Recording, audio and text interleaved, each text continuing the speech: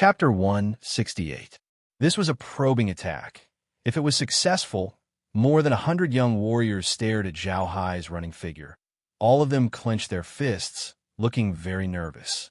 One of the Purple Star Empire's warriors, after killing a warrior, looked up at Zhao Hai, who was rushing towards him. Zhao Hai was holding a dagger in his hand. His eyes were filled with determination. Seeing Zhao Hai's speed, the Purple Star Empire's warrior couldn't help but show a contemptuous expression. Zhao Hai was just a rank 1 warrior. In the eyes of the Purple Star Empire's warrior, he was no different from an ordinary human. On this trip to Earth, except for the Antarctic ice field, they didn't meet any decent opponents. Even Ice Snow City's rank 9 warrior, Dia, was quickly killed by them. Whoosh! The Purple Star Empire's warrior flashed. In the blink of an eye, he arrived in front of Zhao Hai, raised his arm, and slashed down with his dagger. Looking at the slender, curved dagger coming towards him, Zhao Hai sneered. This was the time. Zhao Hai loosened the detonator in his hand. Poof! The Purple Star Empire's warrior chopped off Zhao Hai's head. Boom! But at the same time, the dagger tied to Zhao Hai's body exploded. The Purple Star Empire's warrior who killed Zhao Hai was instantly surrounded by bright white flames. Then he was blown away by the shockwave of the explosion. He flew more than 10 meters in the air before he hit the ground with a bang. The surrounding Purple Star Empire's warriors were also blown away by the shockwave of the explosion, and it took them a lot of effort to stabilize their steps. Of the several warriors nearby, 2 were killed and 3 were blown away. In the eyes of the young warriors, these warriors would die sooner or later. In order to kill the Purple Star Empire's warriors, the young warriors didn't care about their own lives, not to mention other people's. Zhao Hai had used his own life to complete his mission. Now it was time to see the effects of the dagger. At this time, the young warriors were the most nervous. When the explosion occurred, the white flame wrapped around the Purple Star Empire's warrior disappeared in an instant. In such a short time, they didn't know if the high-temperature flame could hurt the Purple Star Empire's warrior. The young men all opened their eyes wide and looked at the soldiers of the Zi-Chun Empire who were lying on the ground. At this moment, this person's body was already char-black, and his body was still emitting green smoke. For both sides, this was just a small interlude. Whether it was the Zi-Chun Empire's soldiers or the Zi-Chun Empire's soldiers, they just glanced at each other and started fighting again. Although it was called a battle, it was more like a massacre. In the eyes of the Zi-Chun Empire's soldiers, low-level warriors were as easy to kill as sheep. Puff, puff, puff, the sound of slashing resounded unceasingly. Blood splattered everywhere. It sounded extremely ear-piercing. The wretched cries of the martial artists on their deathbed were all drowned out by this sound. At that moment, the blackened warrior of the Zi-Chun Empire suddenly moved. He struggled to stand up and walked forward shakily. He didn't know that there was a wall in front of him. With a bang, he crashed into the wall. Had he become stupid? The youths widened their eyes. Whoosh, whoosh. At this time, a warrior took the opportunity and dashed in front of the Zi-Chun Empire soldier who was still dazed from the explosion and cut off his head. This was the first Zi-Chun Empire soldier to die in the Weibo city. Although the explosion didn't kill him, it did make him lose his ability to fight. The 100 youths looked at each other. Since it worked, then next, everyone spread out. Try not to stay in the same place. Li Junyang frowned and gave his last orders. All the young martial artists nodded their heads. Let's go. Li Junyang stood up and said. The young men immediately spread out and went to different parts of the city. This kind of suicide attack could only be used when the Zi-Chun Empire's soldiers were not expecting it. If they were alerted, it would be hard to pull it off. Unfortunately, we don't have enough time and we don't have enough explosives. If we had more of them, we could use the method of mutual destruction to kill thousands of them. Li Junyang gritted his teeth and said as he looked at the battle in front of him. Bang! At this time, a young man who was standing behind Li Junyang and didn't leave struck Li Junyang's neck with his palm. Li Junyang's body froze and he fell to the ground. Leader, I'm sorry. You can't die. After the young man said that, he dragged the unconscious Li Junyang to the corner of the wall and covered him with a broken piece of wood. After doing all this, the young man tidied up his clothes and looked at the warrior's support device on his wrist. Then he took out the detonator from his pocket. The warriors in front of them were almost all killed. There were only a dozen or so people left. Some of the Zichin Empire soldiers were already walking over. The young man saw one of them and rushed over with his sword. Boom! Another violent explosion sounded. Then, more and more explosions sounded in the city. When these hot-blooded youths died, their wills were revealed to the world. First was Zhao Hai's. After he sacrificed himself, an announcement was made in Yunyang City, where he lived. The broadcast was a recording made by the warrior support device with the owner's voice. My name is Zhao Hai. I live in apartment 13 in area. Hello, Dad, Mom, and those who hate me. When you hear this broadcast, I will already be dead. I perished together with an alien in Walpo City. I'm 16 years old. I'm sorry, but the leader asked me to report my age. I didn't want to say it. Back to the topic. As a son, I want to thank my parents for raising me. But as a warrior, I also hate you. You are all high-level warriors, but when the human race was in danger, you hid in the city and didn't dare to fight. If you don't fight, then we young warriors have to do it for you. Although we are weak, and the alien can kill us with one strike, we are not afraid of death. You must think we are stupid, but I want to say that my death was worth it. I used my life to exchange for the life of an alien, or at least seriously injure him. This way, he can kill less of our compatriots. If I kill one by myself, then how many can young warriors like me kill if we work together?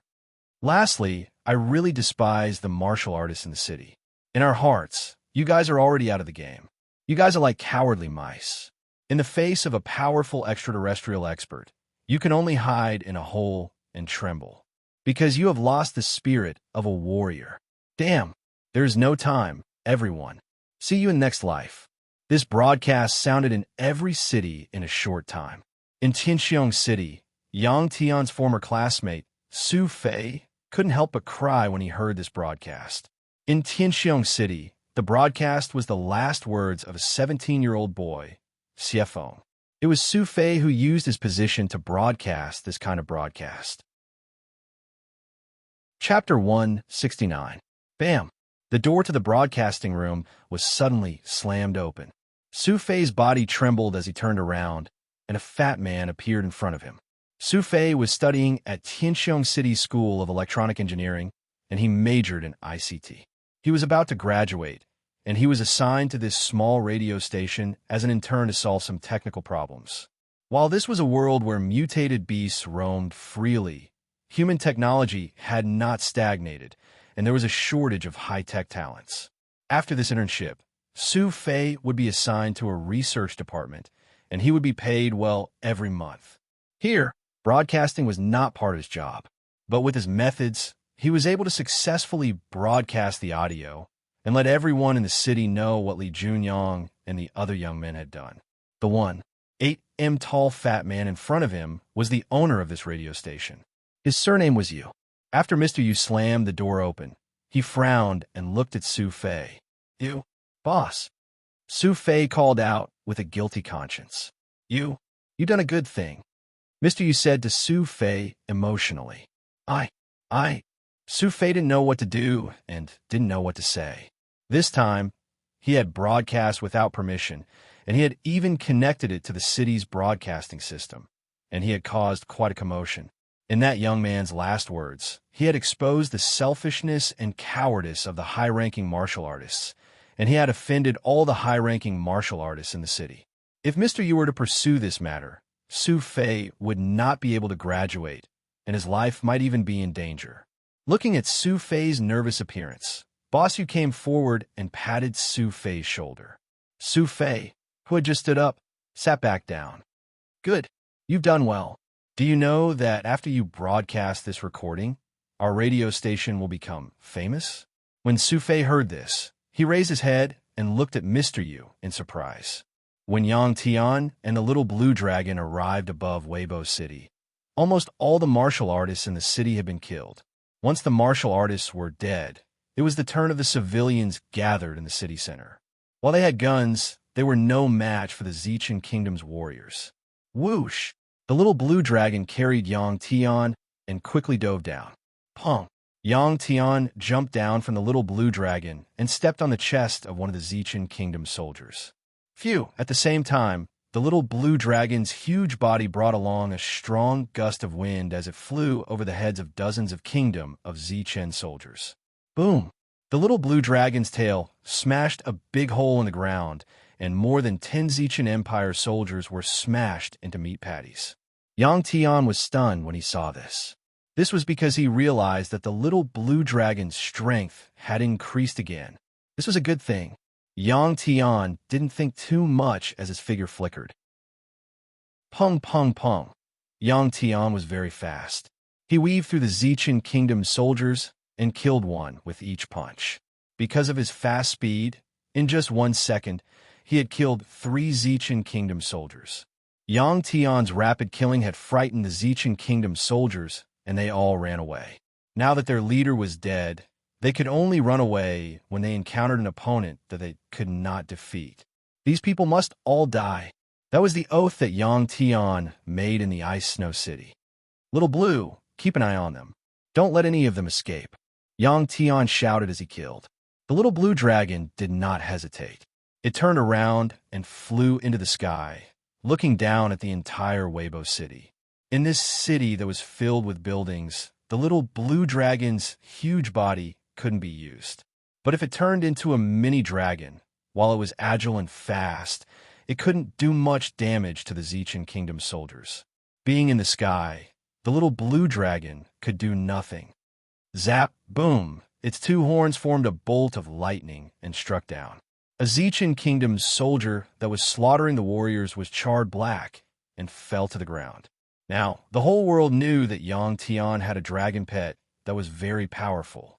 The warriors in the city did not find it strange. The arrival of the little blue dragon gave them hope. The warrior looked at the little blue dragon in the sky with gratitude, and then killed the Zichin Kingdom's soldier in front of him with 1 strike. The little azure dragon's thunder had reached the point of perfection. Its accuracy could be described as centimeters. The lightning it emitted could strike anywhere it wanted. What Yang Tian and the little blue dragon didn't know was that more than 10 kilometers away from Pova City, a huge blue bird was flapping its wings and looking at the little blue dragon in the sky. Seeing the little azure dragon's awe-inspiring appearance, the giant green bird's eyes were somewhat unconvinced. He, the masked black-clothed man, standing on the back of the giant cyan bird, suddenly laughed. Screech, hearing the black masked man's laughter, the giant cyan bird let out a cry of dissatisfaction. The masked man in black then said, "After so many years, this little guy finally hatched and grew so fast. Congratulations." Screech, the masked man in black's words made the blue bird unhappy. "You stupid bird, you are many times stronger than it. Why are you jealous?" The masked man in black said, and shook his head, "What a pity for those kids. But as long as they don't die, the world will not change. This old man will definitely build a monument for them." After the masked man in black finished speaking, the blue bird turned around and looked at the masked man in black with surprise.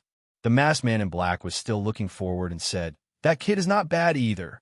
1 hour later. Phew, Yang Tian let out a long breath. At this moment, in front of him, there were scattered purple armor parts, all kinds of weapons, and the bodies of the Zichin Kingdom's warriors. All the warriors of the Zichin Kingdom in the city were killed by the little blue dragon and Yang Tian. In 1 hour, thousands of people died. It was the first time Yang Tian killed so many people. But in his heart, there was no sympathy, because these people were all cruel invaders. There were many warriors of the Zichin Kingdom who wanted to escape, but they were all listed as the first targets by the little blue dragon. The city quieted down, leaving only the sizzling sounds coming from the mouths of the injured warriors. Even if it was very painful, these warriors did not want to show weakness in front of Yang Tian. They did not know when, but Yang Tian, this rising star, had become an existence that all the warriors looked up to. He was respected by most of the warriors. Now, Yang Tian had nothing to do. He did not need to clean up the bodies. There were more than 1 million people in the city. Dalong, Dalong.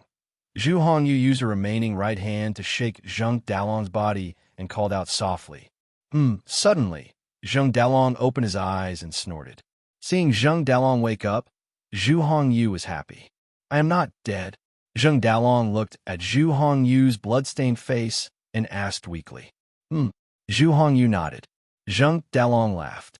Cough, cough. This laugh affected his internal injuries. Zheng Dalong could not help but cough. Zhu Hongyu patted Zheng Dalong's back with her right hand. Your hand. Zheng Dalong suddenly saw that Zhu Hongyu had lost her left arm. There was a terrible wound on her left shoulder. If it was a normal person, this kind of injury would cause them to bleed to death. But Zhu Hongyu was a rank 7 warrior. This kind of injury would not take her life. Zhu Hongyu laughed. Using one hand to exchange for a guy's life, it's worth it. Zheng Dalong nodded. Zhu Hongyu said again, now that I have lost one hand, do you still want me? Zheng Dalong was stunned when he heard this. But soon he nodded. Zhu Hongyu turned her head and glanced at Yang Tian's position in the city. Then, she helped Zheng Dalong up. The two of them leaned against each other and walked towards the city gate. When the commoners who came to collect the corpses saw the two of them, they all stopped and bowed to the two of them. It was not just the two of them. The other injured warriors were also treated like ordinary people. Zhu Hongyu and Zheng Dalong looked at each other. They found sincere gratitude in the eyes of these people. Yang Tian left the city. The little blue dragon in the sky was about to land when suddenly, the cry of a bird sounded in the distance. This sound was very loud and had a terrifying aura. Mutated beast? Yang Tian looked in the direction of the sound. He saw a black dot in the sky in the distance. This black dot was swimming in the sky. It was obvious that it was a flying animal. The cry just now was like a provocation to the little blue dragon. Roar! The little blue dragon let out a dragon roar in response. Chapter 170. Xiaolong, let's go. Let's go take a look. Yang Tian was also very curious. After saying that, he jumped onto the little blue dragon's back. The little blue dragon stared coldly at the little dot in front of it and flew quickly. Soon, Yang Tian saw that the one who cried out was actually a giant green bird, and on the back of this green bird stood a masked man with long hair and black clothes. A dragon and a bird, separated by about 50 meters, stared at each other with eyes full of hostility. And Yang Tian and the man in black looked at each other. In the other party's eyes, Yang Tian saw a calmness like water. This let Yang Tian know that this person was not hostile. Even so, Yang Tian felt that this man in black was much stronger than him. It was as if the other party could kill him with just a move of a finger. This feeling made Yang Tian a little unhappy. He could not help but frown and ask, "May I ask, who are you?" A smile appeared in the eyes of the masked man in black, and he said lightly, "Not bad. At such a young age, you have such achievements. Who this old man is, when the time comes, you will definitely know. Now come with me." This person called himself Old Man, and Yang Tian guessed that the other party was an old man. The masked man in black said calmly, but in Yang Tian's heart, there was no will to resist, and he could only nod. "Stupid bird, go down, go down." At this time, the masked man in black walked on the back of the giant green bird and said, "Gee." The giant green bird was enjoying the pleasure of looking at the little blue dragon because its momentum had the upper hand. It did not expect the person on its back to step on its back. It snorted in dissatisfaction and swooped down. Ooh, the giant green bird landed on the ground. Ouch! At this time, the masked man in black fell from the back of the giant green bird and fell to the ground. He let out a scream, and the demeanor of a master was completely gone. Seeing this situation, Yang Tian was stunned. The masked man in black got up from the ground, patted his clothes, and very calmly patted off the dust on his clothes. The giant green bird, on the other hand, had folded its wings and buried its head in them. Its body was trembling, and it was obviously laughing. Yang Tian could not help but laugh. He turned over and got down from the little blue dragon's back and landed lightly on the ground. His movements were much more handsome than that of the masked man in black. The little blue dragon looked at the giant green bird, and its body suddenly became small, and then jumped onto Yang Tian's shoulder. "Gee!" At this time, the giant green bird looked at the giant green bird and chirped proudly. It meant, "I can't, you can't, right?" Chirp. Seeing the little green dragon's proud look, the giant green bird chirped unhappily and jumped into the air. Pung! Suddenly, the body of the giant cyan bird exploded, turning into a mass of cyan feathers. These feathers were blown away by the wind and fluttered down. When this mass of feathers dispersed, a small green bird the size of a chick was flapping its wings and floating in the air. Another mutated beast that could transform? The small green bird landed on the shoulder of the masked man in black and responded to the little blue dragon with a proud look. "Let's go," the masked man in black said lightly. After he finished speaking, he quickly walked forward. Yang Tian immediately followed. Who? Suddenly, the masked man in black flashed, turned into a black shadow, and disappeared from Yang Tian's eyes. He was indeed a master. Yang Tian was very surprised. Not to mention other things, even a level 9 warrior could not compare with this speed. Yang Tian immediately chased after him. Half an hour later, the masked man in black suddenly stopped. At this time, the masked man in black had brought Yang Tian to a snowy area. Yang Tian involuntarily walked in front of the masked man in black. In Yang Tian's heart, he felt very close to this masked man in black. Yang Tian did not know why he felt this way. The masked man in black turned around, glanced at Yang Tian, and said indifferently, "Earth is a special planet. A long, long time ago, this planet gave birth to many strong people. You have to remember, the humans on this planet are very noble. They are not the descendants of the exiled, as those people said." Although he did not know why the masked man in black said this to him, Yang Tian still nodded. The masked man in black sighed and murmured, "It seems that the time is ripe. It is also time. It's time." When? Under Yang Tian's puzzled gaze, the masked man in black squatted down and slapped the ground. Boom! The earth trembled. All of a sudden, the snow covering this area flowed towards the black-clothed masked man's palm at an extremely fast speed. Yang Tian opened his eyes wide and looked at all this in surprise. This masked man in blacks means we're really too powerful. After the snow gathered in the center of the masked man's palm, it seemed to be swallowed and disappeared. On Earth, whenever humans encounter a disaster, there will always be many people who step forward bravely. They may be doing it for survival, for their names to be remembered in the world, or they may be forced, or for their relatives and friends, or for their selfless ideals. But their spirit of sacrifice is worthy of being remembered. In this world, life is the most precious thing. There is nothing left if you die. The black-clothed masked man kept talking. More and more snow gathered under his palm. More than 10 kilometers of snow had been attracted to his palm. At this time, it did not stop. Far away, more snow gathered. "What are you going to do?" Yang Tian waited for the masked man in black to finish speaking and asked curiously. The black-clothed masked man said, "This old man wants to build a spiritual monument for martial artists. To the humans of Earth, the interstellar era has already arrived. Without this spiritual monument for martial artists, many years later, the strong will still fall, just like this time. The strong are afraid of death, and the weak will be slaughtered." Those young martial artists cursed well before they died. Then why didn't you do this decades ago? After the masked man in black finished speaking, Yang Tian asked again. At that time, the masked man in black said faintly, "Humans on Earth were not on the brink of crisis, but it is different now." Yang Tian did not quite understand the masked man in black's words. "Rise!" At this time, the masked man in black shouted. Boom! The ground shook again, as if there was a strong earthquake. The masked man in black removed his hand, stood up, and slowly stepped back. At the place where he was originally standing, a giant crystal monument emerged from the ground. As the ground shook, it kept rising. What kind of method was this? It was too mysterious. Yang Tian was very surprised. He kept retreating with the masked man in black. Under their feet, the ground had cracked, and the rising crystal monument was getting bigger and bigger. This crystal monument only revealed its tip before, and the real monument was not completely revealed. After retreating 100 meters, the masked man in black stopped. At this time, the crystal monument was still rising, and the ground was still shaking, making rumbling sounds. At this time, the masked man in black glanced at Yang Tian.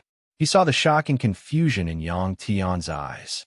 He smiled and said, "This is not a spell, but a way to use energy. If you reach my level, your control of energy can also reach this level." Use of energy. Yang Tian murmured. For the current Yang Tian, this was still a question he could not understand. The masked man in black said, "In the universe, all the substances that exist are a kind of energy. Our human body, the water in the body, the bones, the muscles, and so on are all made up of energy. In addition to the human body, other objects, such as the ground under your feet, ice and snow, rocks. As long as you are strong enough, you can control these energies." Yang Tian nodded again, not understanding, and asked again, "What is the use of this monument?" The black-clothed masked man did not answer Yang Tian's question. At this time, the crystal-clear, giant monument that looked like it was formed from ice had been completely revealed. Its shape was like the body of a giant sword, and it was shining with a cold light. Chapter 171. What's the use of this steel? Yang Tian asked the same question again as he looked at the 100-meter-tall crystal steel with sharp edges that looked like a giant sword. Yang Tian could sense a powerful energy fluctuation from this steel. At this moment, it wasn't just a little blue dragon. Even the little green bird on the masked man's shoulder was shocked. As powerful exotic beasts, their senses were even sharper. The powerful energy fluctuation from the steel was transmitted outwards at the speed of light. Soon, all the warriors in the world could feel it. At this moment, the masked man in black took out a golden fountain pen from his pocket and handed it to Yang Tian. "Write your name on it." Yang Tian's eyes widened as he took the fountain pen from the masked man. The pen was very heavy. If Yang Tian hadn't reacted quickly enough, the pen would have definitely fallen to the ground when he received it. Yang Tian's feet slowly sank into the ground as he held the fountain pen. 1,000-kilogram pen. This tiny fountain pen actually weighed 1,000 kilograms. Yang Tian estimated that only a level 5 warrior could carry such a heavy pen. To use it casually, one would have to be a level 7 warrior or above. Yang Tian held the pen and walked towards the huge crystal steel. Pong! Pong! With every step he took, Yang Tian's feet shook the ground and made a pong-pong sound. Yang Tian slowly walked in front of the huge crystal steel. He lifted his head and looked up. This crystal steel was 100 meters tall and 10 meters wide. The steel was emitting cold air. When the water in the surrounding air touched it, it condensed into water droplets and dripped down along with the steel. The water droplets formed a white mist around the steel. Yang Tian could feel an intense chill when he walked in front of it. His physical strength was already at the level of a level 10 warrior. He wasn't afraid of the cold in the South Pole. However, he could feel the chill now. It was clear how low the temperature of this steel was. If an ordinary person came here, they would probably be frozen in an instant. What was even more amazing was that this steel could exist for a long time. If it always maintained such a cold temperature, where did its energy come from? Perfect swords didn't conform to the law of energy conservation. Yang Tian picked up the golden fountain pen and was about to carve his name on the steel. However, Yang Tian's eyes suddenly widened. This was because he realized that inside this transparent crystal steel, there were actually very fine tube-like things. These things were like the neural network of a human body. There was even a liquid flowing inside. When the masked man saw Yang Tian's shocked expression, he smiled and said, "Everything, when releasing energy, also needs to absorb energy at the same time, and energy can be converted into each other. This kind of monument is rooted on this planet, so it doesn't need to worry about energy sources. Therefore, as long as it is not destroyed, it can exist forever." Yang Tian nodded. That was the reason. Yang Tian was about to use the golden fountain pen to carve his name on the steel. At this time, the masked man in black said again, "Carve your name at the top. If you can't do it, Don't go there first. Yang Tian knew that the masked man in black was talking about was the white entrance in the vast underground space after passing through the teleportation disk. Yang Tian was still worried about Qin Fei, but he didn't know if he could do it now, so he didn't reply. Huh, punk. Suddenly, Yang Tian channeled the power of the Dragon Ball in his body and shouted loudly. He bent his legs and bounced, wanting to jump up directly. With Yang Tian's current jumping ability, jumping to a height of 100 meters was no problem at all. However, when his body rose to about 50 meters, he felt a strong and soft resistance above his head. It was as if the air had suddenly become sticky. Under such circumstances, Yang Tian's final height was only about 60 meters. Punk! Yang Tian landed on the hard ground. The ground around the crystal steel was also extremely hard, comparable to steel. Yang Tian's feet only left shallow footprints on the ground. Just like that, this attempt failed. The masked man in black looked at Yang Tian's frowning appearance and laughed. How can this be? Yang Tian looked up at the top of the crystal steel above and frowned. It's very simple. It's because your strength is not strong enough. As long as you are strong enough, not to mention this 100-meter steel, even if you jump directly from a planet to the universe, it won't be difficult. I still have something to do. You can try it slowly. After the masked man in black finished speaking, he suddenly disappeared while Yang Tian was in a daze. Squeak! The little blue dragon cried out excitedly and jumped down from Yang Tian's shoulder. Whoosh! The little blue dragon jumped on the ground and rushed into the air. Although it was small now, it was very agile and very strong. However, the result of the little blue dragon's attempt was the same as Yang Tian's. When it was about 70 meters high, it fell down. It was still more than 20 meters away from the top. Yang Tian had always been a person who did not admit defeat. Looking at the top of the steel, his eyes narrowed slightly. Pong, pong, pong. Next, Yang Tian kept trying. His feet stepped on the hard ground, and he jumped up. However, the result was the same as the first time. At most, he reached a height of about 60 meters before he was exhausted and had to fall down. He had the golden fountain pen in his hand. What if he didn't have it? Yang Tian put the golden fountain pen on the ground and tried again. The result surprised Yang Tian. Because without the weight of the golden fountain pen, the height he jumped was still only about 60 meters. It seemed that it was not a problem with his weight, but that his strength was not enough. Chirp! At this moment, in the distant sky, there was a bird's cry. Yang Tian and the little blue dragon turned around and looked in the direction of the sound. It turned out that the masked man in black was standing on the back of the giant green bird, and he had returned. This green bird was very fast. In the blink of an eye, it arrived above Yang Tian and the others and landed.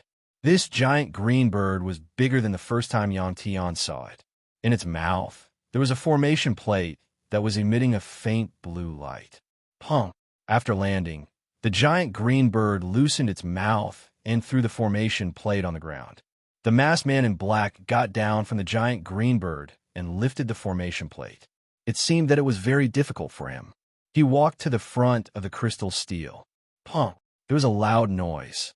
The masked man in black smashed the formation plate, which was about 5 meters in diameter, into the ground. The surface of the formation plate was just flat with the ground. Huff! The masked man in black clapped his hands and let out a long breath. He said lightly, "This time, it is finally complete." Senior. At this moment, looking at the masked man in black, Yang Tian hesitated and called out, "What is it?" The masked man in black turned around and looked at Yang Tian. Chapter 172. It's like this. I can't stay here for too long. Yang Tian told the black-clothed man about Qin Fei. So that's how it is. After the black-clothed masked man finished listening, he said, "But if you can do what I asked you to do, then you can see her. If not, At the end of his words, the masked man in black laughed again. There was a trace of disdain in his laughter. Yang Tian was a little unhappy and frowned. Since the day he walked out of the high school and obtained the little azure dragon, those who dared to laugh at him had all shut their mouths. They were either dead or subdued by Yang Tian's current strength. Seeing the expression on Yang Tian's face, the black-clothed man stopped laughing and said, "With your current strength, you want to wander the universe? Forget it. You might as well die here, because there will be someone to collect your corpse." If Yang Tian uses the power of the Dragon Ball, his strength is equivalent to the Star Lord of the Meteor Star Domain. Even with such strength, he can't wander the universe? Yang Tian didn't believe the black-clothed man's words. The universe is very big, and there are many strong people. The living environment there is 10,000 times worse than Earth. If you don't believe me, you can leave here immediately and try it. After the black-clothed man finished speaking, he looked at Yang Tian with a look of disappointment. Yang Tian is not an impulsive person and gradually calmed down. He knows that the black-clothed man is telling the truth. People like Zichun and Jiwei are captains of 10,000 people in Zichun Empire and are ordered around by others. My strength can no longer improve on Earth. After Yang Tian calmed down, he looked at the black-clothed man and said lightly, The black-clothed man nodded. "Then how is it possible for me to carve my name on this strange tablet?" Yang Tian was puzzled. The black-clothed masked man smiled again and said indifferently, "You'll have to figure it out yourself." Comprehended himself? Yang Tian turned his head and looked at the 100-meter-tall crystal tablet. For a moment, he was silent. In his mind, he kept thinking of a way. From now on, only real martial artists can carve their name on this tablet. Then, they can go to the universe through this disc array and start the history of Earth. The black-clothed masked man looked at the silent Yang Tian. After he finished speaking, he walked in front of the disc array. He looked at the disc array and muttered to himself, "This thing can probably operate for a few thousand years. It's quite sturdy."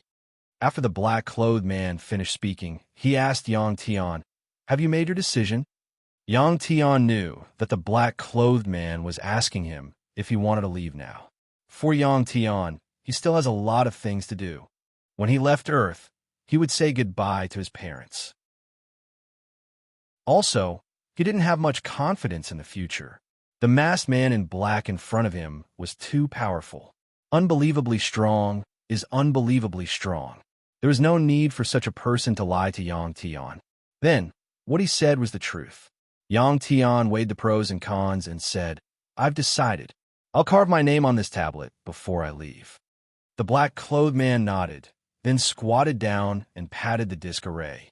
The disc array that was originally shining with blue light suddenly turned gray. The black-clothed man stood up, clapped his hands, and said to Yang Tian, "Now, it's too late for you to regret. When you carve your name on this tablet will wake up and activate this disc array. Then it will take about 10 minutes. The black-clothed masked man actually knew how to do this. One had to know that this disc array was a high-tech thing. "Let's go." At this time, the black-clothed masked man turned around, jumped onto the back of the giant green bird, and paced around. The giant green bird flapped its wings and flew into the air. Looking at the little blue dragon below, it let out a sharp cry. The little blue dragon also cried out twice in response. Yang Tian could hear that there was some reluctance in the little blue dragon's cry. These two guys, weren't they glaring at each other just now? Why did she look so reluctant to part with him now? That giant green bird was obviously a female, and the little blue dragon was a male. No way. Yang Tian glanced at the little blue dragon. This little guy looked up at the sky, stretched out his two claws, and his eyes were full of reluctance. Seeing this, Yang Tian felt sour in his heart. Next, something that surprised Yang Tian happened. The giant green bird in the sky, after circling a few times in the sky, suddenly rushed straight up. Suddenly, it flashed, turned into a green light, and disappeared into the clouds. With such a fast speed and direction, it seemed to be leaving the Earth's atmosphere and going into space. Going into space naked without any protection was really too amazing. Yang Tian sighed in his heart and lowered his head. He had to face the next thing. In front of him, there was a dim disc array. He didn't know what the black-clothed masked man did to it. Looking up at the crystal tablet in front of him again, Yang Tian gritted his teeth and continued to try. Pong, pong, pong. Under the crystal tablet, there was a constant sound of bouncing. Yang Tian's figure kept rushing to the top of the crystal tablet. But every time it was in vain. This was definitely wrong. At this time, Yang Tian wanted to build a frame and climb to the top of the crystal tablet through the frame. This kind of thing appeared in his mind for a moment and was abandoned. This was a kind of cheating behavior, and it didn't do him any good. As for climbing, Yang Tian didn't think about it. The surface of the crystal tablet was very smooth and very hard. It wasn't easy to climb. This was actually also cheating. If he used human wisdom, it would be very easy to solve, but it was very difficult to rely on his own strength. When Yang Tian was foolishly trying again, the nearby warriors were attracted by the energy emitted by the crystal tablet. However, they were very careful. They stood cautiously in the distance and looked at Yang Tian. These warriors were even more surprised than Yang Tian. This crystal tablet that suddenly appeared was too strange and too strange. And Yang Tian was constantly bouncing below. They didn't know what he was going to do. Half an hour later, Yang Tian heaved a sigh of relief and sat down on the ground. After countless attempts, he failed, and his progress was not big. The little blue dragon's expression was also a little dejected. This was not because of Yang Tian, but because of the departure of the giant cyan bird. Yang Tian knew that this little guy must have liked the giant cyan bird very much. People would fall in love at first sight, not to mention that beasts were more direct and simple than humans. After resting for a while, Yang Tian looked at his surroundings and saw that there were already several hundred martial artists gathered in the area. These people had all come from the nearest Weibo city. Most of them were still injured. In addition to the warriors, Yang Tian also discovered that in another direction, there was actually a large number of strange beasts coming over. The strange beasts were even more cautious than the warriors, and they stayed even further away. This crystal steel had the ability to attract all-powerful creatures. Even now, Yang Tian still did not understand why the masked man in black had built this crystal tablet. Also, Yang Tian did not know who the masked man in black was. He was so strong that he could directly travel through the universe. He was at least a planet grade. No, a star grade expert. After Yang Tian sat down to rest, a few cultivators came over in a short while. They had not come up earlier mainly because they did not know what Yang Tian was doing and were afraid of disturbing Yang Tian. Now that Yang Tian was resting, they did not have such concerns. A well-built warrior with a knife wound on his chest came before Yang Tian and bowed. Senior, Yang Tian. Yang Tian was much younger than him, so this burly man was a little embarrassed to call Yang Tian senior. However, Yang Tian's strength was there for all to see. According to the rules between warriors, all the warriors in this world should call Yang Tian senior. Chapter 173. Yang Tian looked at the man and the warriors behind him and said calmly, "This is a warrior's spiritual tablet. Try and see if you can carve your name on it." As Yang Tian said that, he handed the golden fountain pen to the man in front of him. Pong. As soon as Yang Tian let go of the pen, the man fell to the ground and the pen in his hand fell to the ground. The man was only a rank 4 warrior. It was difficult for him to even pick up the golden fountain pen as it weighed more than 1,000 pounds. The man climbed up from the ground and scratched his head embarrassedly as he laughed. It was very awkward. "Let me try." At this time, a skinny warrior behind the man walked up and said, "This martialist cultivation level was 1 level higher than the burly man's. He was a level 5 martialist." He bent over and used both his fingers to clasp the foot-long golden fountain pen before lifting it up forcefully. Holding the golden fountain pen with both hands, the martial artist slowly walked towards the crystal steel. At this time, the warriors around him were staring at him, wondering if he could succeed. Until now, these warriors still didn't know what benefits there would be after carving their name on the tablet. When this martial artist was still 3 meters away from the crystal monument, he was already shivering from the cold. At the same time, he also encountered a strong, soft resistance. He had no choice but to return the golden fountain pen to Yang Tian with a bitter smile. Next, more and more warriors came to try. But with their rank, they couldn't even get close to the tablet, let alone carve their name on it. Not far away, a large number of exotic beasts gathered, but they didn't dare to come close. After a long time, they all left. More and more martialists arrived. Almost every one of them wanted to give it a try. Li Junyang lifted the wooden board that covered him and climbed up while rubbing his neck. At this time, the city was filled with the sound of people moving things. The fierce battle had stopped. Li Junyang immediately became nervous. Is this city already occupied by the Zichan Empire's soldiers? With anger in his heart, Li Junyang found the detonator. Just as he was about to press the trigger to kill the Zichan Empire's soldiers, a little girl in a red coat walked past him. Li Junyang's eyes widened when he saw the little girl. "Little Jing, the city is in chaos right now. Why are you running around?" At this moment, a middle-aged woman ran over and grabbed the little girl. Seeing this situation, Li Junyang couldn't help but let go of the detonator in his hand. The middle-aged woman looked at Li Junyang and bowed. She turned around and was about to leave with the little girl when Li Junyang immediately said, "Wait a minute, what's going on soon after?" Woo woo woo. After Li Junyang heard the result, he sat on the ground and cried, "Zhao Hai, Lu Jingyu, Wang Chunggong." While crying, Li Junyang called out some names. Phew! At this moment, a gust of wind blew over, sweeping up the snow on the side of the street and making it dance in the air. Most of the martial artists in the city had left the city. Li Junyang was searching through the piles of corpses in the city.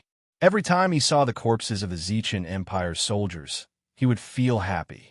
But when he saw the corpses of his companions who failed, he would feel sad. There were more than 100 people in the junior class, but not all of them succeeded. Only about 1/3 of them succeeded in detonating the explosives on their bodies. Perhaps some people would think that this method was stupid. Yes, stupid to the point that they were willing to sacrifice their lives in order to defeat the Zichan Empire's soldiers. If all the high-level martial artists in the world were this stupid, perhaps things wouldn't be like this. These young martial artists wouldn't have died. Instead, they would have become a new generation of martial artists with spiritual beliefs. Not long after, Li Junyang found the body of his grandfather, Li Yuan. A young man just happened to move Li Yuan's body out of the pile of corpses. Li Yuan was a rank 7 martial artist, but he was still sacrificed. In this cold weather, the body had already stiffened. There was a penetrating wound on the chest of the corpse. The enemy had directly destroyed his heart. Although he was already dead, Li Yuan's eyes were still wide open, and his face was still filled with anger. "Rest in peace," a young man who was cleaning up the corpses said faintly. He wiped Li Yuan's eyes with his hand, but Li Yuan's eyes were still wide open. Li Junyang wiped his eyes and walked forward to support his grandfather's body. "Grandfather, I'm not dead. We won. You can rest in peace. We will always remember you." Li Junyang held back his grief and said faintly with a gratified smile on his face. After Li Junyang said that, he raised his hand and placed it on Li Yuan's eyes. When Li Junyang's hand touched Li Yuan's face, Li Yuan closed his eyes and his face became peaceful. Human beings have souls. Time passed quickly. In the blink of an eye, half a month had passed. The number of martial artists who gathered around the crystal tablet was getting fewer and fewer. Because after trying, everyone knew that only a rank 8 martial artist could get close to the crystal tablet. Only a rank 9 martial artist could carve their name on the tablet. It was only a possibility because no high-level martial artist had come. Why? Because of shame. Yang Tian had already said that this crystal tablet was a martial artist's spiritual tablet. How could those high-level martial artists who hid in the back and didn't dare to fight have the right to carve their names on it? Even if they came, Yang Tian wouldn't give them the golden fountain pen and let their names stain the tablet. Housekeeper Wu, Mark, Nuala, Xiao Fei, Zhou Hao, Zhao Shuangxing. These people finally appeared in front of Yang Tian. "Let me try." Mark looked at Yang Tian and smiled. Yang Tian nodded and handed over the golden fountain pen. "Housekeeper Wu, Mark and the others didn't come to Weibo City, but they were stationed in the nearby Rose City. Once Weibo City fell, it would be their turn. Martial artists from all over the world couldn't all gather in the same city at the same time. Mark was a peak rank 7 martial artist, so of course he didn't succeed. After failing, Mark sighed and returned the golden fountain pen to Yang Tian. Next were housekeeper Wu, Xiao Fei, Zhao Shuangxing. Many people tried, but no one succeeded. In the end, they also left, leaving only Yang Tian and the little blue dragon here. Yang Tian sat cross-legged under the crystal tablet with his eyes closed, thinking about what the masked man in black said. Not long after, a young martial artist came here. "My name is Li Junyang. Big brother Yang. All of us in the junior class are your fans. We didn't embarrass you in this battle. We have more than 1,000 people, but more than 300 of them died." Li Junyang used an emotional voice to describe how hard the young martial artist in the junior class had worked during this period of time. After hearing this, Yang Tian was deeply moved. He couldn't help but smile in relief. The martial artist's spirits hadn't disappeared yet.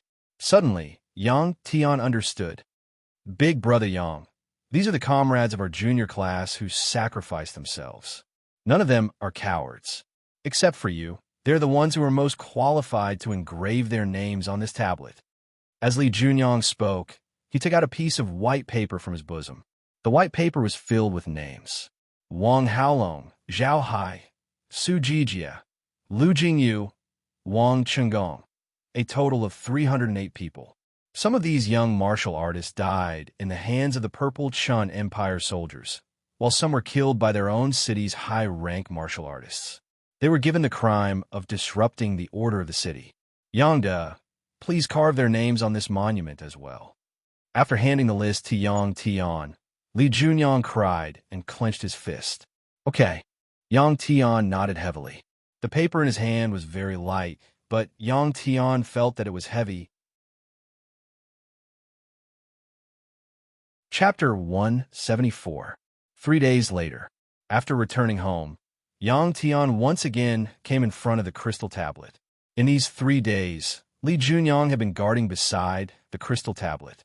Seeing Yang Tian standing in front of the crystal tablet with the golden fountain pen, Li Junyang nervously clenched his fist. Pung! Yang Tian jumped up and instantly reached the top of the crystal tablet. Pung, pung, pung. His hand moved, and in an instant, Yang Tian engraved his name on the crystal tablet. In this period of time, Yang Tian's strength did not increase, and his skill in using his strength did not improve by much. The only thing that changed was his heart. Yang Tian finally understood what the masked man in black meant. That was, his strength had reached a certain level, but his heart was not strong enough. For a strong person to stand at the top, not only must they have a strong physical body, they must also have a strong heart. This was the realization that Yang Tian suddenly had when he received the name list from Li Junyang and saw the names of the 308 youths. Pong! Phew! Yang Tian landed and let out a long breath. Rumble! At this time, the ground began to tremble. 10 meters away from the front of the crystal tablet, the hard ground bulged up, and another crystal tablet broke out of the ground and rose up at an extremely fast speed. This crystal tablet was much smaller, and its height was only half of the large tablet. It was about 5 meters wide. On this crystal tablet, Yang Tian's name was displayed. Other than the 2 words, Yang Tian, there was also a paragraph of text on this tablet. Martial Artist Hidden Power, Chi Aperture Technique. Yang Tian glanced at it, and it actually described a set of martial artist cultivation technique. This kind of technique was many times more profound than the combat skills that martial artists created. The principle was to open up a space within the human body to store energy. This was very similar to Yang Tian's Dragon Ball space. Yang Tian glanced at this cultivation method. With his powerful memory, he only needed a glance to memorize it. After a short period of thinking, he realized that this technique was much worse than the technique that the little blue dragon taught him to create the Dragon Ball space. When Li Junyang saw these words, he immediately fell into a state of obsession. At this moment, The formation plate in front of the large crystal tablet had already lit up with blue light. There was still more than 10 minutes left. Time was running out. Yang Tian took a look at the new crystal tablet with his name engraved on it. He then turned around and walked in front of the crystal tablet again. Pong! Yang Tian once again jumped high into the air and carved Wang Haolong's name below his own on the crystal steel. Rumble, the ground shook again, and another small crystal tablet broke out of the ground. Wang Haolong's name was engraved on the crystal steel, and there was also a section of text on the steel. Yang Tian went forward and glanced at it. It was a combat skill. This combat skill was very profound, but it was only suitable for low-level martial artists to practice. Even so, Yang Tian still memorized it at an extremely fast speed. Powerful martial artists not only had a strong physical body, but their nervous system was also very developed. With Yang Tian's current realm, as long as he wanted to, he could instantly memorize it. Zhao Hai. Yang Tian returned once again and engraved Zhao Hai's name on the crystal tablet. Another crystal tablet rose up. This time, Yang Tian didn't look at the new crystal tablet. Instead, he continued to engrave names on it. After about 10 minutes, Yang Tian had engraved the names of all 308 people on the crystal tablet. At this time, the blue light of the crystal tablet began to weaken. Squeak! The little blue dragon excitedly called out twice and jumped onto Yang Tian's shoulder. It was time to leave. Yang Tian looked at the surrounding crystal steels that looked like a forest. These crystal steels were of different sizes, and some were of different heights. Almost every crystal steel had a paragraph of text on it. Yang Tian felt some regret. If he didn't leave now, he would have to wait for the next person with the ability to engrave his name on the crystal tablet. As for repeatedly engraving his name, Yang Tian didn't even think about it. He knew that the black-clothed masked old man wouldn't leave such a loophole. More than 300 sparkling and translucent crystal tablets reflected the sunlight, shining brightly. From a distance, it looked like a steel jungle made of countless swords. At this time, Yang Tian finally understood the use of these spiritual tablets. Only martial artists with a strong physical body and a strong mind could engrave their name on the crystal tablet and leave Earth for outer space to gain experience. Furthermore, it was a great honor to have one's name engraved on the monument. This place would become a gathering place for martial artists, and a city would be built around it. When Yang Tian stepped onto the disc array, he was thinking about what kind of situation it would be the next time he returned to this place. A new era of martial artists had begun. Yang Tian's figure flashed on the disc array and disappeared. After more than 10 seconds, the blue light on the disc array suddenly disappeared. After a long time, Li Junyang woke up and realized that Yang Tian had already left. Looking at the empty disc array, Li Junyang came in front of the disc array and bowed. Not long after, a huge stone statue was erected in front of Yang Tian's crystal tablet. From then on, Li Junyang stayed in this forest of tablets. After more than 20 years, although he had become a strong martial artist who surpassed level 9, he still hadn't engraved his name on the tablet. He had been watching the strong martial artist pass through the disc array and go to a wider world outside. Under Li Junyang's control, the martial artist's spirit blossomed and bore fruit. The older generation of martial artists were eliminated, and the young martial artists who possessed the martial artist spirit became the masters of this world. Around this forest of tablets, as Yang Tian expected, several cities rose from the ground. Under the efforts of the new martial artists, the era of mutated beasts gradually came to an end. Li Junyang stayed in the steel forest and grew older and older. One day, a red-haired youth from the Jade Sun race came here through a disc array. After he reported his name, Li Junyang angrily attacked and killed the extraterrestrial expert who was chasing after the youth. Pu-Piu, on the Crimson Flame planet, where the planet's gravity and temperature were higher than Earth's, Yang Tian quickly swung his saber and cut 2 beast ants that pounced at him in half. After glancing at the red pyramid behind him, Yang Tian continued forward. Squeak, squeak. At this moment, the little blue dragon ran over. After roaring twice, It jumped onto Yang Tian's shoulder. As soon as it arrived here, the extremely fast little blue dragon separated from Yang Tian. It went alone to search in the distance to see if there were any dangerous mutated beasts or other humans on this planet. There were definitely mutated beasts. The two beast ants that Yang Tian killed were a sign. The little blue dragon told Yang Tian that there was a human settlement not far away. There were hundreds of people inside. Yang Tian was delighted and smiled. Xiaolong, let's go and take a look. Under the little blue dragon's guidance, Yang Tian quickly arrived in front of a small hill. There was a cave entrance on this small hill. At the entrance of the cave, there was a burly man with messy long gray hair and wearing a bee skin around his waist. As soon as the guard saw Yang Tian, he turned around and roared into the cave. Immediately, more than 200 strong men came out of the cave. Every one of them was holding a weapon. Some of them were holding a shiny scimitar, while others were holding a rusty short knife. There was even someone who was holding a piece of animal bone. Seeing this scene, Yang Tian's eyes widened.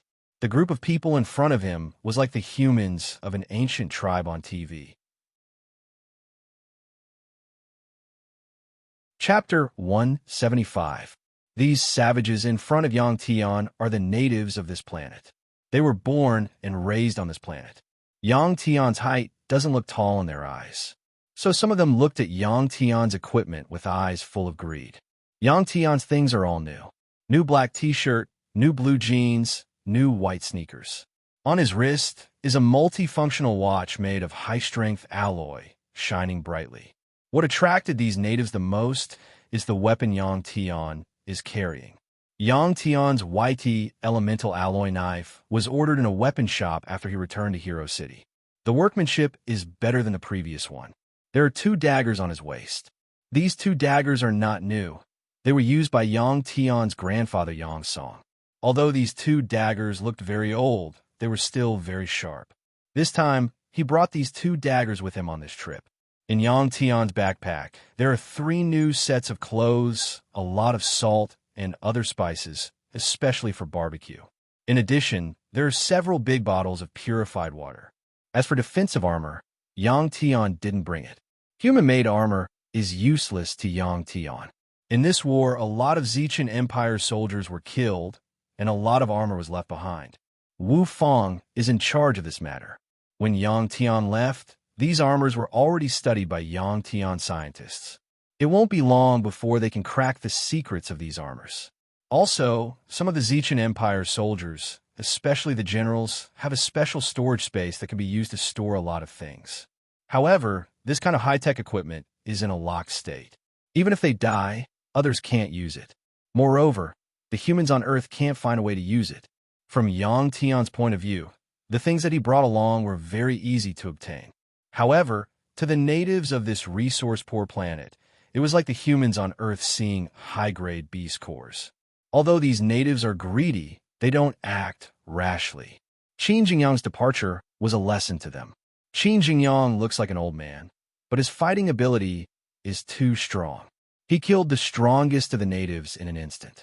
This lesson is a deep lesson for these natives, but there are still 3 brave ones. After looking at Yang Tian, they walked towards Yang Tian. You, hand over the things, and you can leave. One of the strong men said to Yang Tian. Yang Tian's ear has the translation device given to him by Yang Nancy, so he can understand their language. Yang Tian looked at the 3 men walking towards him and shook his head. Seeing that Yang Tian doesn't know what's good for him, the 3 of them were enraged. One of them suddenly pounced on Yang Tian and pointed the short knife in his hand at Yang Tian's chest. The other 2 also gripped the shabby weapons in their hands, their eyes filled with murderous intent. Yang Tian frowned. These 3 seem to have a death wish. Their strength is close to the middle-level martial artists on Earth, but in Yang Tian's eyes, they are like weak children. They aren't even on the same level. Hiss, in a flash of white light, Yang Tian's figure flashed past the 3 of them. Arg, the 3 of them covered their necks at the same time, blood spurting out from the gaps between their fingers. When Yang Tian's figure stopped in front of the natives, they didn't even know how Yang Tian pulled out his knife. They looked at Yang Tian with their eyes wide open, their eyes filled with fear. Bang! Bang! Bang! At this time, the sound of 3 people falling to the ground was heard. Yang Tian didn't even look back. He knew that the 3 behind him are dead for sure. Plop! Suddenly, a strong man knelt down in front of Yang Tian. When he knelt down, more people knelt down. Looking at these people kneeling on the ground, Yang Tian sighed in his heart. Sure enough, in the world outside of Earth, the law of the jungle and the law of the jungle was even more vivid. Yang Tian took out a photo from his trouser pocket, walked forward, and handed it to the kneeling man. He asked in the universe language that he wasn't very familiar with, "This person, have you seen him?" The man carefully took the photo from Yang Tian's hand. After glancing at it, he nodded and said, "This person has been here before. He just left not long ago. In our tribe, there's a person who is very familiar with him." After the man finished speaking, he gave a look to the person behind him. That person quickly got up and walked into the cave. "All of you get up." Yang Tian looked at these kneeling people and said lightly. The man then got up and respectfully handed the photo back to Yang Tian. After a while, an old man walked out. Behind this old man, there were many women and children. When these people came out and saw Yang Tian, it was as if they saw an alien. However, Yang Tian was indeed an alien to them. The children were still okay. Their bodies were very strong. It seemed that any race would try their best to take care of the children, because they were the future of their tribe. As for the women, Yang Tian didn't want to look at them directly. These women had very good figures, but they were naked like men, not embarrassed at all. A few young women who were confident in their looks even winked at Yang Tian. Their meaning was self-evident. These weak women knew how powerful Yang Tian was and wanted to rely on Yang Tian. He's the one who's familiar with that person. When a man saw that Yang Tian wasn't interested in the women in the tribe, he immediately pulled the old man over and said to Yang Tian with a fawning smile, "Hello." The old man looked at Yang Tian and actually spoke in Chinese. Hearing the language he was familiar with here, Yang Tian felt very close. He smiled and said, "Hello. May I ask where this person is now?" Yang Tian handed the photo over again. This old man was the old man that Qin Zhengyang had saved previously. Qin Zhengyang had left, but this old man wasn't chased out because many people had received the old man's kindness, even though these things belonged to Qin Zhengyang. The old man looked at the photo and nodded. "That's him. He even saved me and learned the language from me. He has already left for 7 days. He said that he went to the other side of this planet. There's an underground pyramid built in the ground. Legend has it that through the teleportation formation there, you can go to another planet with a better environment."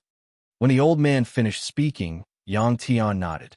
After taking back the photo, Yang Tian turned and prepared to leave. "Wait!" The old man suddenly called out to Yang Tian. "What is it?" Yang Tian turned and asked. The old man said, "It's very dangerous there.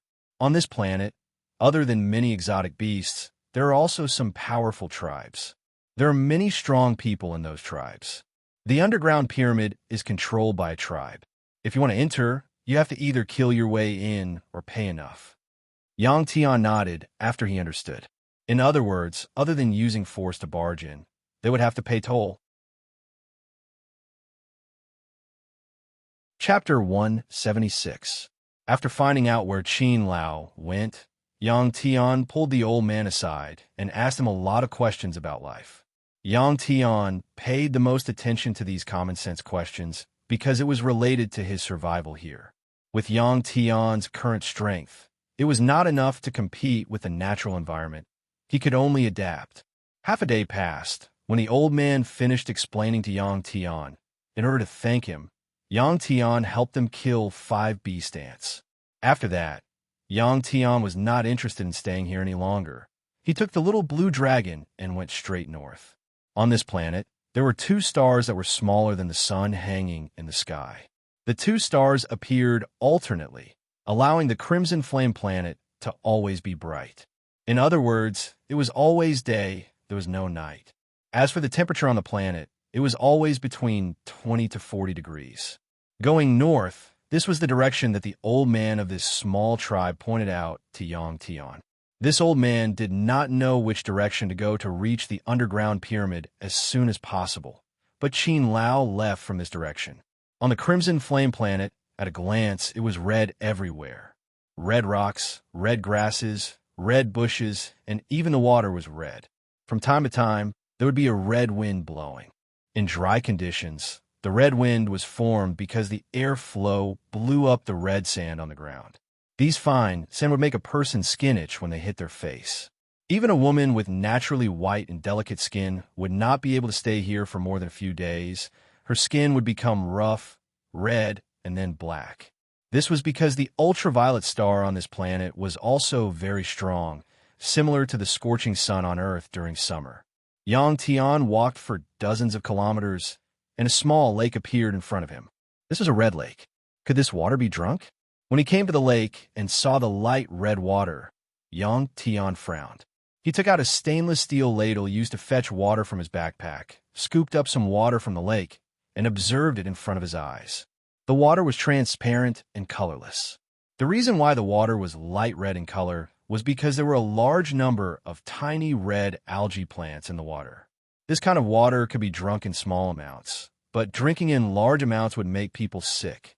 Although there was enough water in the backpack for Yang Tian to drink for more than 10 days, he still drank some of the water to quench his thirst. It tasted good and was a little salty because it contained salt. On this planet, when humans obtained salt, they would boil this water to obtain light red salt. In addition to this method of obtaining salt, there was also a type of mineral salt that was also light red. The little blue dragon wasn't afraid that it would hurt its stomach. It hadn't drunk water for a long time, so it directly stuck its head into the water. A large amount of water entered its stomach, and a whirlpool appeared beside its head. It was obvious that it had drunk a lot of water that was much larger than its current body volume. Bang, bang, bang. After drinking the water to quench their thirst, Yang Tian and the little blue dragon were ready to continue moving forward. Suddenly, the ground began to tremble slightly. This was because a huge creature appeared not far away. When it walked, its momentum was astonishing. Without looking, one could tell that it was a huge creature just by listening to the sound of it moving forward. Yang Tian and the little blue dragon looked in the direction of sound. What appeared in front of Yang Tian and the little blue dragon was a dinosaur. Moreover, it was a dinosaur similar in appearance to the Tyrannosaurus rex. This dinosaur was 20 meters tall, had a pair of thick hind legs, 2 sharp claws that were much shorter than the hind legs, and its whole body was covered in light red scales. Under the bright light, this kind of scale sparkled. It looked like this Tyrannosaurus rex was wearing a metal armor. This Tyrannosaurus rex's tail was also very thick and long. This kind of huge tail could maintain its balance when it walked directly. Although its mouth was closed, 2 rows of sharp, silver teeth were exposed by its lips, shining with a metallic luster. Yang Tian did not expect that dinosaurs that were extinct on Earth would appear in this place. It was just that its appearance was somewhat different from the 3D model that humans imitated based on dinosaur fossils, and it was much larger. Perhaps these dinosaur creatures came here from Earth, or perhaps the dinosaurs on Earth were originally deliberately placed on Earth by an alien race. Just as Yang Nancy said, the exiled did not want the exiled to live so comfortably. When this huge dinosaur walked, the small animals in the surrounding grass were frightened and scurried in all directions. Suddenly, this Tyrannosaurus rex roared at the sky, lowered its head, and bit a grasshopper-like insect beast that wanted to escape from the grass that was almost as tall as a person. It threw it into the sky, opened its mouth wide, and swallowed it in a few bites. This grasshopper-like insect beast was also 5 meters long. To humans, it was also a huge monster, but it was eaten by this Tyrannosaurus rex in a few bites. A large amount of red blood flowed out of the Tyrannosaurus rex's mouth and dripped to the ground. The Tyrannosaurus rex's hunting method was full of violent beauty. Puff, puff, puff. At this moment, the red sand on the ground around the Tyrannosaurus rex was suddenly pushed away, and a steady stream of beast ants crawled out from the ground. Tens of thousands of them rushed towards the huge Tyrannosaurus rex like a tide. Seeing this situation, the Tyrannosaurus rex was no longer as arrogant as before. It lowered its head, turned around, and ran. Bang, bang, bang, bang. Its heavy body caused the ground to tremble as it ran. Yang Tian felt that his body was trembling along with the ground. This huge beast was actually scared away. Yang Tian saw this and felt that it was unbelievable. But soon he found out the reason. In the process of this Tyrannosaurus rex running, in addition to the beast ants that rushed out from the ground, a red tide suddenly appeared in front of it. There was no water on land, and this red tide was formed by a large number of beast ants. Although the Tyrannosaurus rex ran very fast, it was quickly surrounded by the beast ants. A large number of beast ants jumped and climbed onto the Tyrannosaurus rex's legs and tail, and soon more than half of the Tyrannosaurus rex's body was submerged. This red Tyrannosaurus rex was obviously not satisfied. It opened its mouth, and with a poof, it spat out a ball of flame. Boom, boom, boom. The continuous flames burned a large number of beast ants, and the beast ants that were burned by the flames immediately died and curled up their bodies. Bang, the Tyrannosaurus rex swung its huge tail and slammed it on the ground, killing hundreds and thousands of beast ants. But the number of beast ants was still increasing. A few of these beast ants were probably considered weak creatures on this planet. However, if they were in a group, they could almost dominate an area. Roar, more than 10 minutes later, the Tyrannosaurus rex let out an unwilling howl, and with a poof, its huge body fell to the ground. At this time, more beast ants rushed up and drowned the Tyrannosaurus rex's body.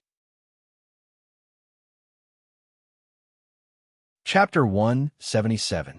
When the Tyrannosaurus body was drowned by the beast ants, in less than 10 minutes, the beast ants dispersed, revealing a huge skeleton. It wasn't that the beast ants didn't have any natural enemies.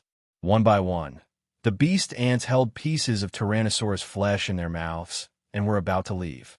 In the distant horizon, a red cloud suddenly floated over. This red cloud wasn't a real cloud, but was formed by a large number of pterosaurs with fleshy wings gathered together. The group of pterosaurs arrived above the beast ants in the blink of an eye and pounced down one by one. Whoosh! After a gust of wind, the pterosaur used its claws to grab a beast ant and flew into the sky, flying far away. These beast ants couldn't fly, so they could only escape at an extremely fast speed, hoping to avoid the pterosaur's predation. Tens of thousands of pterosaurs hovered in the sky, swooping down from time to time, taking away the beast ants one by one. They came quickly and left quickly.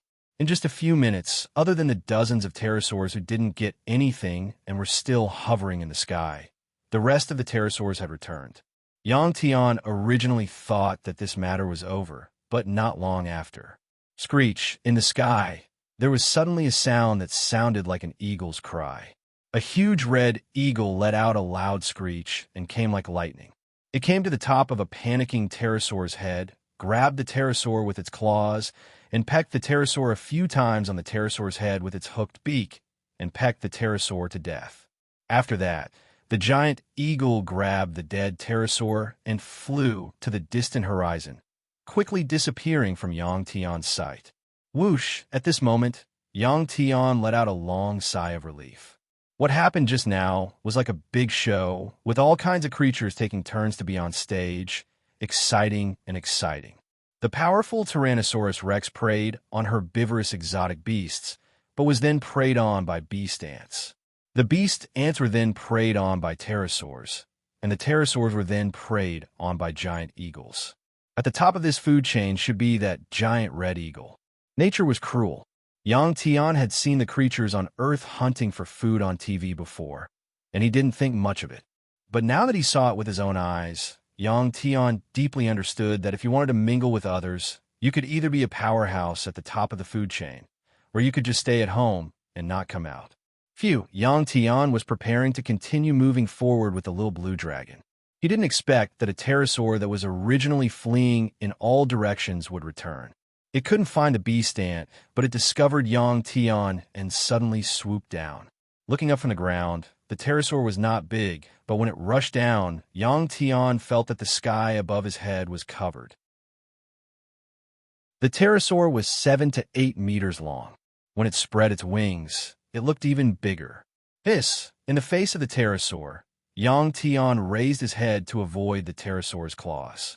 He quickly drew his sword, and a white light flashed. The pterosaur that had half of its neck cut off by Yang Tian fell to the ground. Bang, bang, bang. Before dying, the pterosaur flapped its wings hard, hoping to fly into the sky again, stirring up sand and stones. A large amount of blood gushed out from its wound. After a few minutes, the pterosaur stopped moving and closed its eyes. Yang Tian walked forward with his sword. This pterosaur was similar to the form that humans imitated based on fossils. It had a pair of pointed mouths with 2 rows of sharp teeth. Its body was covered with light red soft hair. Animals also had to adapt to the environment. Most animals on this planet were red.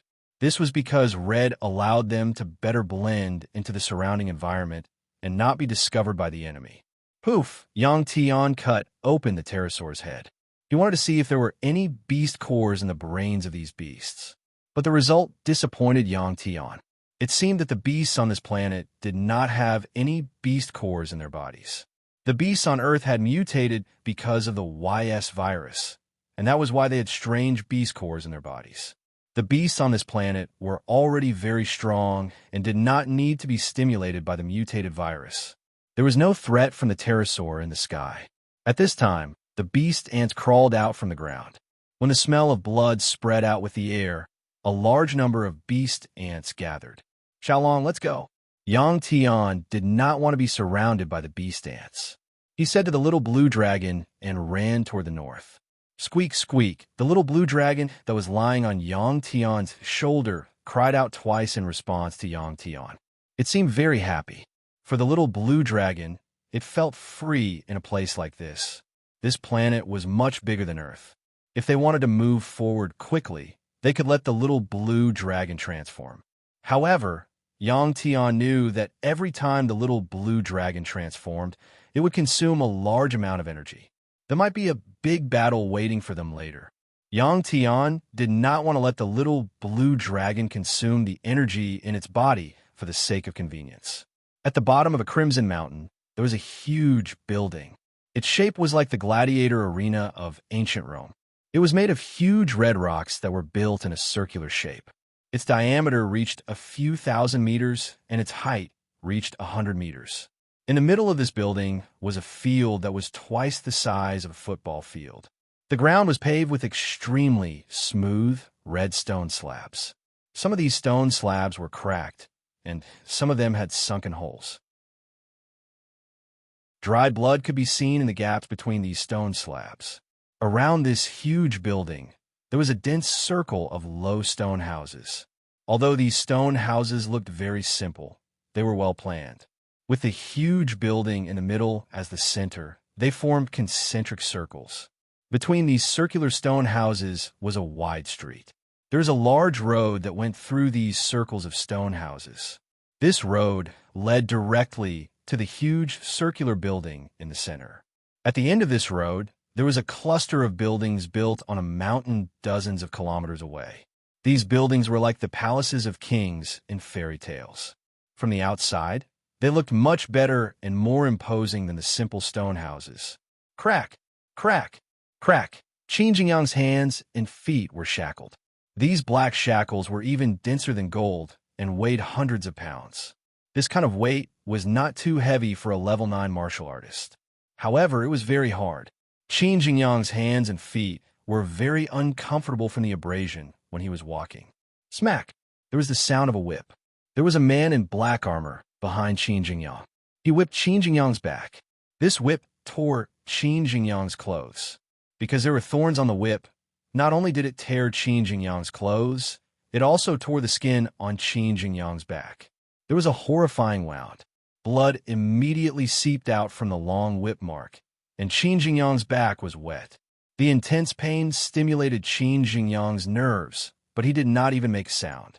He only puffed up his cheeks as if he was gritting his teeth. Chapter 178. If it was an ordinary human, they would have been killed by this whip. Go. If you continue to dawdle, I'll whip you to death directly." At this time, another burly man scolding came from behind Qin Jingyang. Qin Jingyang lifted his head and looked at the road ahead. He sighed helplessly and increased his speed. If he was not tied up, Qin Jingyang believed he could kill the man in armor behind him in an instant. However, Qin Jingyang had no choice but to listen to him. Qin Jingyang could not help but recall what happened a few days ago. A few days ago, just like Tang Sanzang, Qin Jingyang had gone through hardships and escaped from the mouths of strange beasts dozens of times before finally arriving here. Over 1 million people had already gathered in this place, forming a state similar to slavery. These people had built a colosseum at the entrance of the underground pyramid. To enter the underground pyramid, one had to obtain a key from the ruler or kill a powerful mutated beast that threatened their survival for the ruler. After arriving here, Qin Jingyang knew that he would be seeking death if he tried to kill a mutated beast with his current ability. Therefore, he thought of stealing the key. He sneaked into the ruler's palace while the 2 stars were alternating in the sky and the light was at its darkest. Who would have thought? Qin Jingyang wanted to slap himself a few times when he recalled this. This was because he met a beautiful woman. Although this woman was not the most beautiful one that Qin Jingyang had ever seen, she was the most sexy one that he had ever seen. At the sight of this woman, Qin Jingyang had been fascinated by her. When he woke up, his hands and feet had been shackled with hard and heavy shackles. Only then did Qin Jingyang realize that the woman had a special spiritual ability. She was a priest of this powerful tribe. This tribe was called Hela tribe. There were 3 powerful mutated beasts around this tribe. These 3 mutated beasts might have been fed meat by this tribe for a long time, which formed a conditioned reflex. Every once in a while, they would receive meat from this tribe as a tribute. Otherwise, the 3 mutated beasts would be enraged. They would kill the humans of this tribe and destroy the houses they had built. The one responsible for providing the food for the 3 beasts was the beautiful and sexy priestess. This woman's name was Higula. She had a miraculous and powerful spiritual power. Every time a strange beast got angry, she could use her spiritual power to calm it down. Let the tribe enjoy a period of peace. It was said that this woman called Higula had lived for over 1,000 years. Qin Jingyang, who had been captured, was subjected to severe torture. Now, he was going to be taken to the beast-fighting arena dozens of li away. He would be tested there. If he could win 9 rounds in a row, he would be pardoned and become a member of the Higula tribe. When we first came here, Qin Zheng had yet to find out where those level 9 warriors before him had gone. Ka, ka, ka. Every time Qin Jingyang took a step forward, the shackles on his hands and feet would make a sound of friction. Due to the hot weather, the Hela warriors who were responsible for escorting Qin Jingyang were very irritated. They would occasionally wave their whips in an attempt to make Qin Jingyang walk faster. Qin Jingyang was a level 9 warrior. Although he was carrying a few hundred kilograms, the Hela warriors behind him might not be able to catch up with him if he used all his strength. Qin Jingyang walked so slowly because he wanted to preserve his strength. If he revealed his strength now, perhaps the strange beasts he would face later would be very powerful and difficult to deal with. There were many warriors who were more powerful than Qin Jingyang and the Hela tribe. Many of them were equivalent to LV-10 warriors or even higher. As Qin Jingyang walked, a few people gathered by the side of the road from time to time. They pointed at Qin Jingyang with a curious expression on their faces. Qin Jingyang, who had not had a haircut for a long time, kept his eyes hidden in his long, messy hair as he scanned the surroundings. Suddenly, Qin Jingyang froze and stopped in his tracks. He saw the back of a woman. The woman was slim and wore a short red quilt top. A large area of skin behind her neck was exposed. There was a tattoo of a dragon head on her skin. The woman was also wearing light, red-hot pants. Most of her smooth, wheat-colored thighs were exposed. There was a belt around her waist with 2 dagger sheaths hanging from it. 2 daggers were inserted into the sheaths. The woman walked very quickly. In a blink of an eye, the people on the roadside had blocked her view. Qin Jingyang had to stretch his neck out. Slap! Just as Qin Jingyang was still in a daze, the man behind him raised his whip and whipped Qin Zhengyang on his back. "What are you waiting for? Let's go."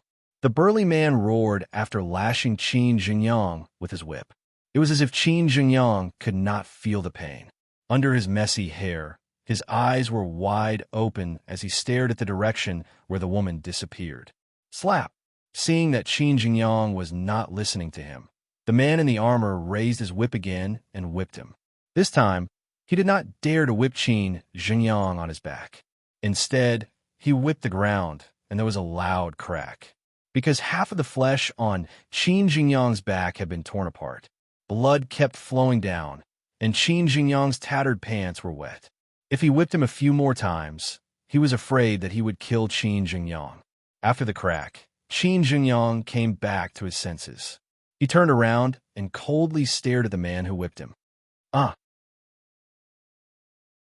Seeing Qin Zhengyang's cold stare, the man was so scared that he took a step back. He could not help but let out a scream. "Umph!" Qin Zhengyang snorted coldly and continued forward. Caw-caw sounds rang out again. After being glared at by Qin Zhengyang, the man who was escorting Qin Zhengyang was not as arrogant as before. Under the scorching temperature, Yang Tian's body started to sweat. He had no choice but to take out a bottle of water from his backpack and take a sip. While he was strong, Yang Tian did not dare to drink too much, because the more he drank, the more he would sweat. Once he sweated, it would take away a large amount of salt from his body, causing him to lack salt. "Xiaolong, do you want some water?" Yang Tian handed the plastic bottle to the little blue dragon that was lying on his shoulder. Squeak!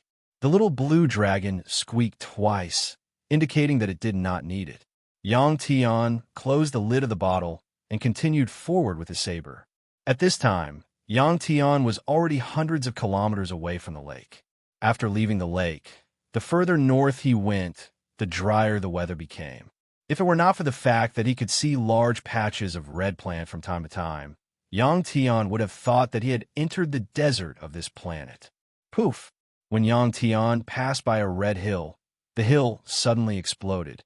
A gigantic insect that looked like a centipede revealed half of its body. Chapter 179. This insect had a triangular head with 2 large eyes and 2 long, bamboo-like antennae. It looked like the head of a praying mantis. The body of this giant insect was covered with hard red hair. Below its abdomen were rows of sharp, thin legs. The diameter of this giant insect was about 2 meters. As soon as it appeared, it bent its upper body and opened the 2 giant pincers in its mouth to bite Yang Tian. The speed of this giant insect was very fast. It was almost the maximum speed of a level 8 warrior. Whoosh! Yang Tian's body moved and quickly dodged the attack. He leaped into the air, and with a twist of his waist, he arrived above the head of the giant worm. The blade in his hand pierced into the triangular head of the giant worm with lightning speed before twisting forcefully.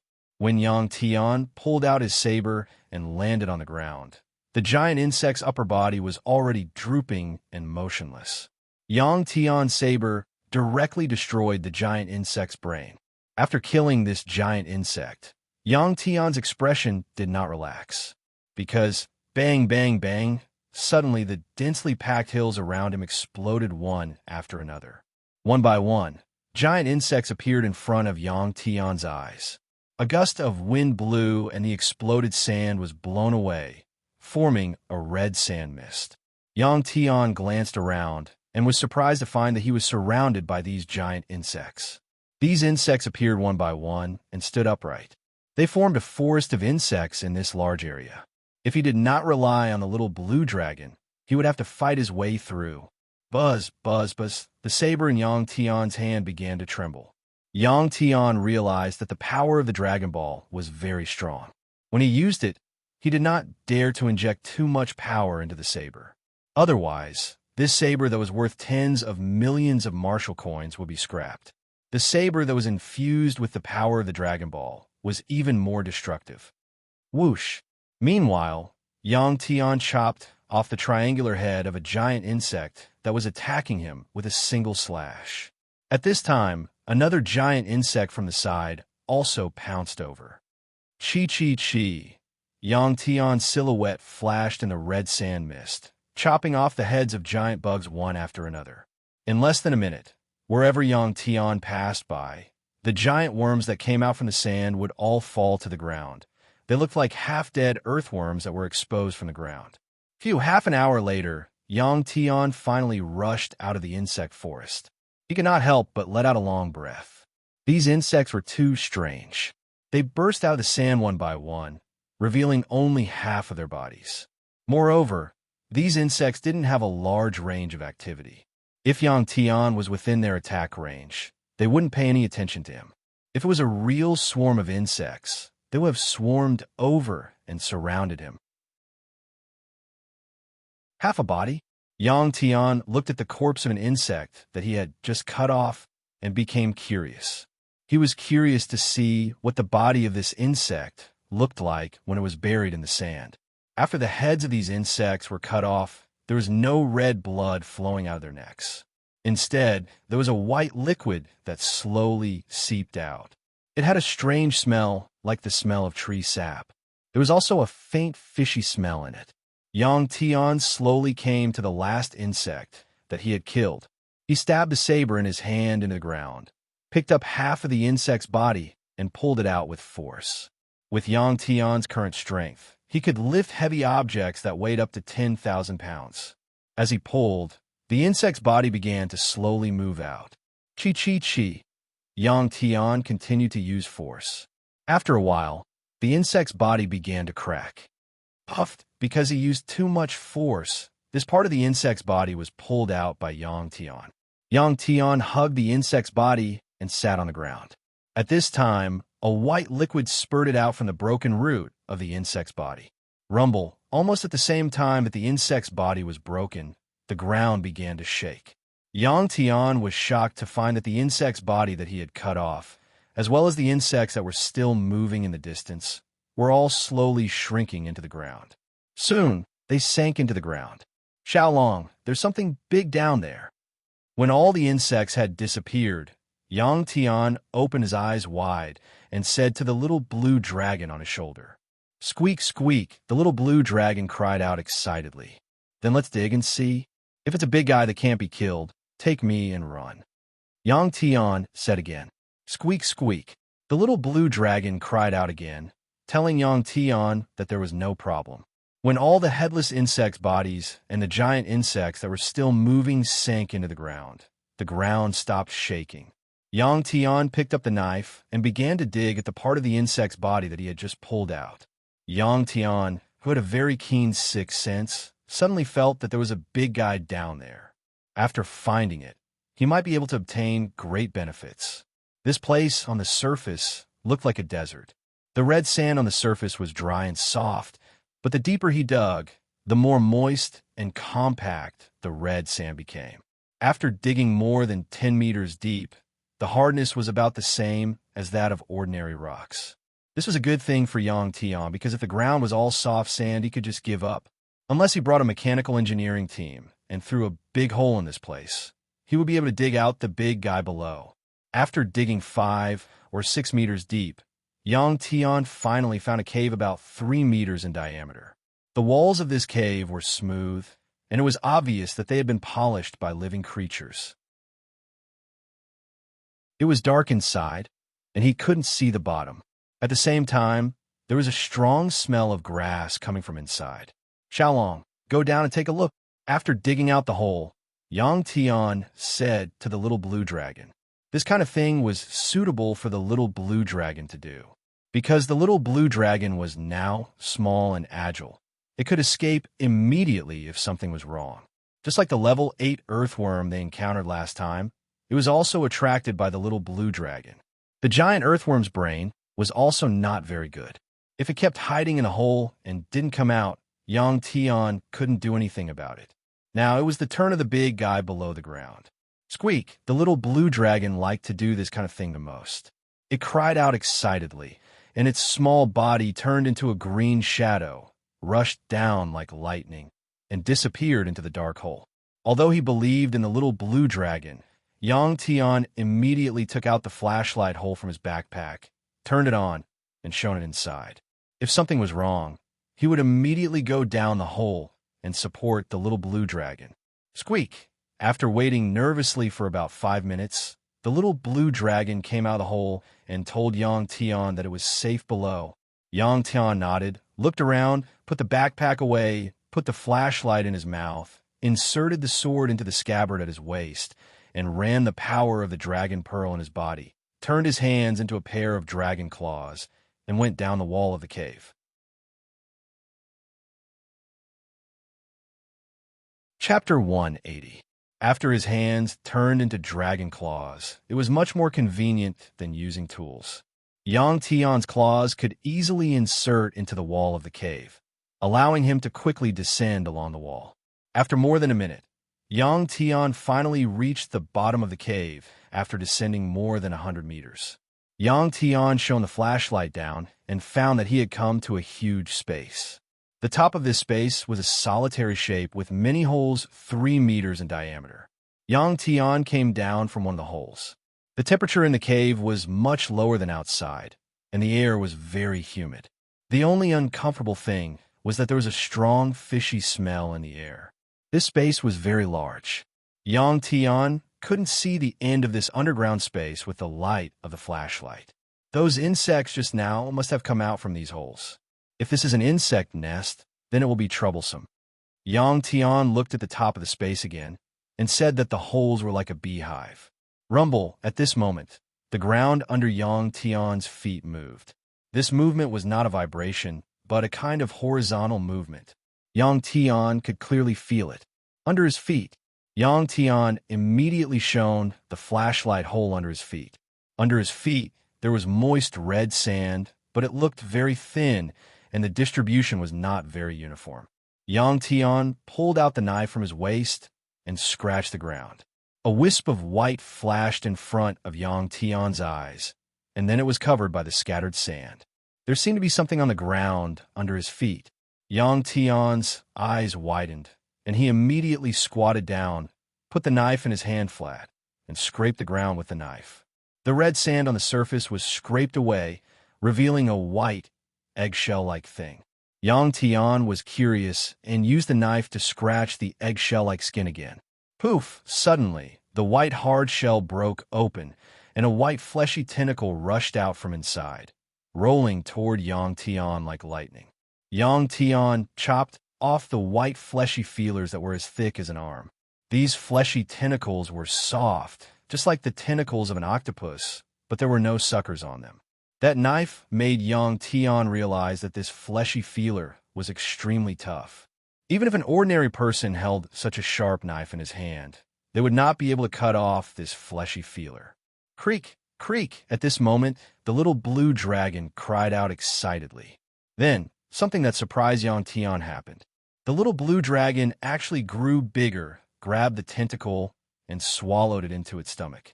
Can this thing be eaten? Yang Tian's eyes widened as he watched the little blue dragon devour the tentacle with an intoxicated expression. Xiaolong, what is this thing? Yang Tian curiously asked. Creak, creak, little blue dragon shouted and explained to Yang Tian. Goblin. The little blue dragon told Yang Tian that this thing was a goblin. It also told Yang Tian that it was because of the sudden awakening of the inherited memory that he knew this. In the little blue dragon's explanation, goblins existed in the universe, a half-animal, half-plant thing. Goblins grew very, very big. The small ones were only the size of a finger, and the big ones were enough to swallow a planet. The word goblin, in Yang Tian's impression, was like a creature in a Western fantasy novel. It was very smart and looked like a short, intelligent life form. He did not expect that the goblin that the little blue dragon mentioned was such a thing. Yang Tian squatted down curiously again and scraped off all the red sand under his feet with his knife. Soon, a huge egg appeared in front of Yang Tian's eyes. This egg was like a large egg, oval in shape, and the longest part was more than 20 meters. Only then did Yang Tian know that he had actually stepped on something like this after coming down from the cave. Crack! Poof! At this moment, there was a burst of dense cracking sounds in this large underground cave. Some thick white inner tentacles stretched out from the ground and burrowed directly into the cave above. Only then did Yang Tian understand that the large bugs on the ground were all the tentacles of the gnome that was underground. After these tentacles stretched out from the ground, they hid in the sand. Once a living creature passed by, it would be preyed on by these tentacles and become the food of this huge goblin. Predation was generally the way of survival for animals. Plants, on the other hand, took root in the ground and used their roots to absorb the nutrients in the ground. In that case, this half-plant, half-animal goblin must still have roots. Goblins were creatures without intelligence, and they all relied on instinct to survive. Yang Tian's arrival had only triggered a portion of the goblin's nerves, causing it to have a conditioned, offensive reflex. Squeak, squeak, squeak. While Yang Tian was in a daze, the little blue dragon cried out again. It told Yang Tian that it wanted to devour this goblin. Yang Tian nodded. Of course, he would not object. Roar! In this huge space, the little azure dragon suddenly transformed again and let out a howl. Yang Tian immediately returned to where he came from. Rumble! When Yang Tian climbed out of the ground began to shake as if there was an earthquake. Bang! Suddenly, there was a loud noise. The huge little blue dragon, a huge dragon head, suddenly drilled out of the ground. Yang Tian immediately carried his backpack and dodged. The little azure dragon had already become incomparably huge. A single dragon head was as big as a house. When it drilled out of the ground, it squeezed the surrounding ground until it arched up. Roar! After drilled out of the ground, the little blue dragon howled again, its eyes wide open. Bang! There was another loud noise. Half of the little blue dragon's body had already rushed out of the ground. Its two claws were constantly scratching the ground. Behind it, it was as if something huge was slowly being pulled out of the ground by its two back claws. Rumble! As the little blue dragon exerted its strength, the ground shook, and the rock layers within a radius of 1,000 meters turned over and arched into a small mountain. At this time, suddenly, hundreds of huge white tentacles emerged from the ground and wrapped around the little blue dragon's body. Then they instantly straightened and dragged the little blue dragon underground. The little blue dragon did not panic. It turned its head, opened its mouth, and bit on one of the white fleshy tentacles, swallowing a large mouthful of white meat into its stomach. The fleshy tentacle that was bitten by the little blue dragon shrank back at once. The little blue dragon bit a few more times. More than a dozen thick, white, fleshy tentacles were hurt and shrank back one after another. Roar! The little blue dragon roared, lowered its head, and slammed its two thick front claws on the ground again. Boom! There was a loud noise. The front half of the little blue dragon's body suddenly straightened up. Seeing the situation, Yang Tian clenched his fists nervously. He was looking forward to seeing what the goblin that was pulled out by the little blue dragon looked like. Chapter 181. Rumble! With the efforts of the little blue dragon. After half an hour, there was a loud noise, and a large number of rocks at the edge of the pit surged up. The huge goblin underground was finally pulled out by the little blue dragon, revealing its overall shape. This was an oval-shaped giant with a diameter of 1,000 meters. Its color was white with a tinge of yellow, and its surface was covered with oval-shaped protrusions. These protrusions were what Yang Tian was stepping on when he was in the underground cave. On the surface of this giant, there were many white fleshy tentacles that were constantly wriggling. They were thick and thin, just like the hair of this goblin. It was these fleshy tentacles that rushed out of the ground and turned into the shape of insects to attack Yang Tian, who passed by. This method was similar to the man-eating flowers on Earth. Around the body of this goblin, near the bottom, there were 18 thick white fleshy tentacles. These fleshy tentacles were the ones that wrapped around the little blue dragon before. After being bitten a few times by the little blue dragon, they retracted. Under the abdomen of this goblin, there were dense and entangled thick white roots. The little blue dragon's two thick hind claws were deeply embedded in the surface of this giant goblin. After it pulled the goblin out of the ground, these roots were still connected to the ground. At this time, these thick roots were straightened. The goblin obviously didn't want to be eaten by the little blue dragon and made a final struggle. The 18 thick, white, fleshy tentacles distributed around its body suddenly lengthened and once again wrapped around the little blue dragon. These fleshy tentacles were like snakes. Circle after circle, they tightly bound the little blue dragon, getting tighter and tighter. The little blue dragon's neck was wrapped by these fleshy tentacles. It was very difficult for it to even turn its head. Naturally, it couldn't bite these white, fleshy tentacles like before. Seeing the situation, Yang Tian knew it was time for him to make a move. A large amount of the power of the Dragon Ball retreated from Yang Tian's hands. They were no longer a pair of dragon claws. He put down his backpack and jumped on a raised rock.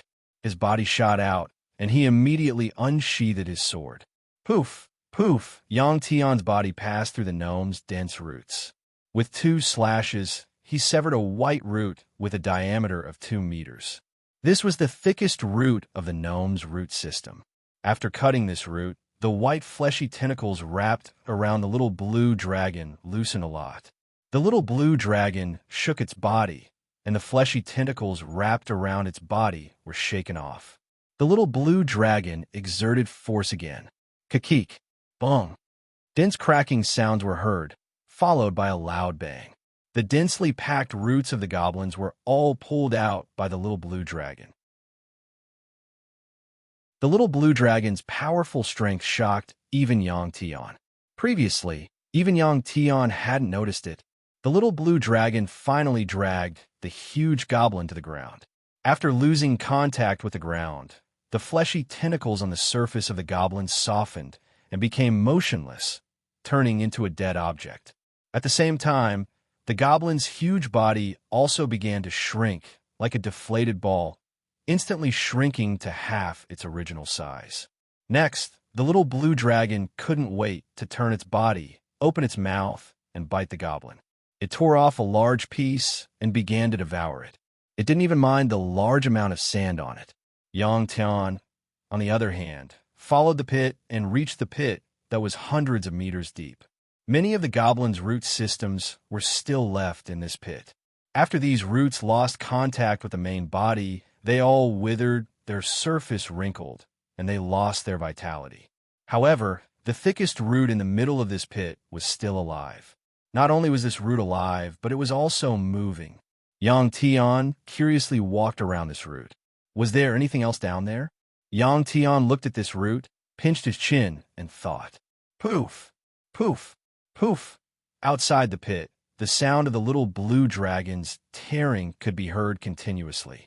Yang Tian estimated that the little blue dragon wouldn't be able to finish such a big thing in a short period of time, so he decided to dig out this root to take a look.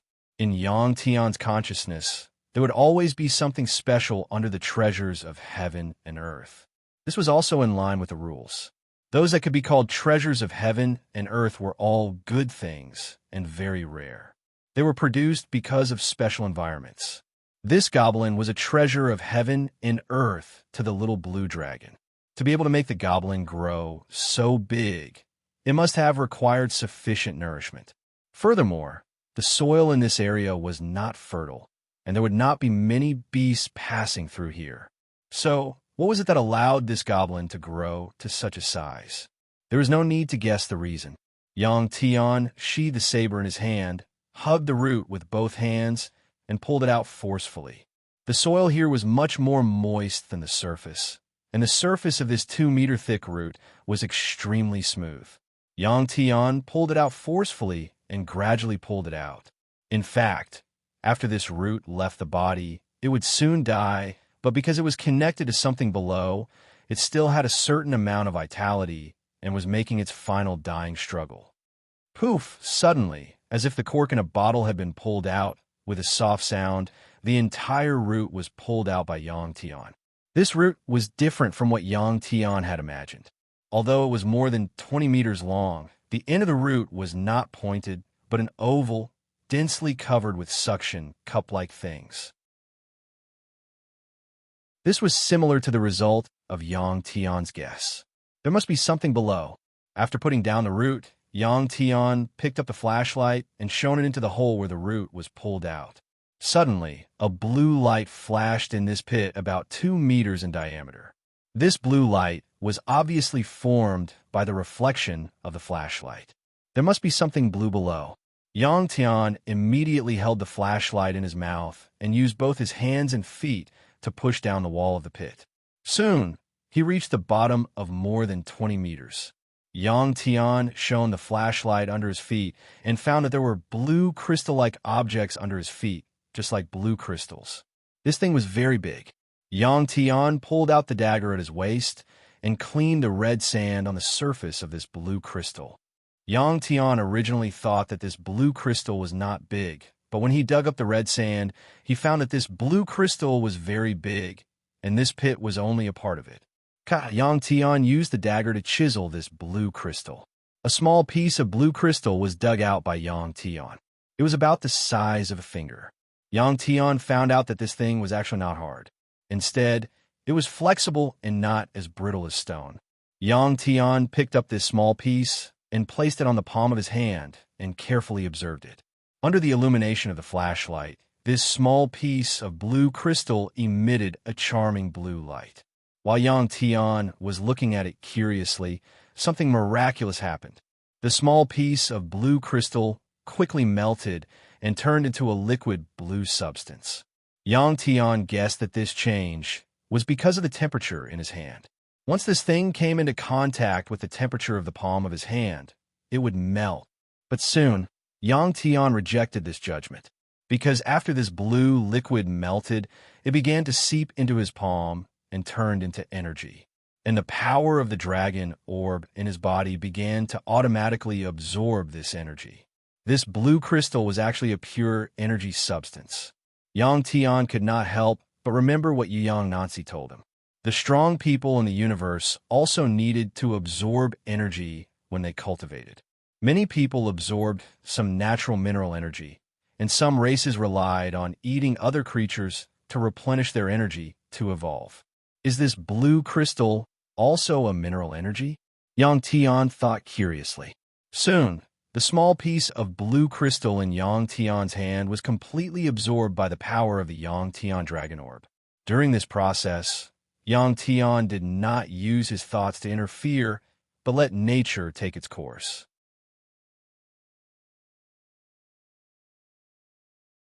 Chapter 182. When this small piece of blue crystal was completely absorbed, Yang Tian quietly sensed it. The power of the Dragon Ball flowing in his body had indeed strengthened a bit. This made Yang Tian happy. He felt that his luck was too good. If he could absorb this large piece of blue crystal, how powerful would his power be? But how could he move such a large piece of blue crystal out? Soon, Yang Tian began to feel distressed. It was like a person who discovered a mountain of gold, but had no way of taking it away. Could it be that he had to stay here and absorb the energy?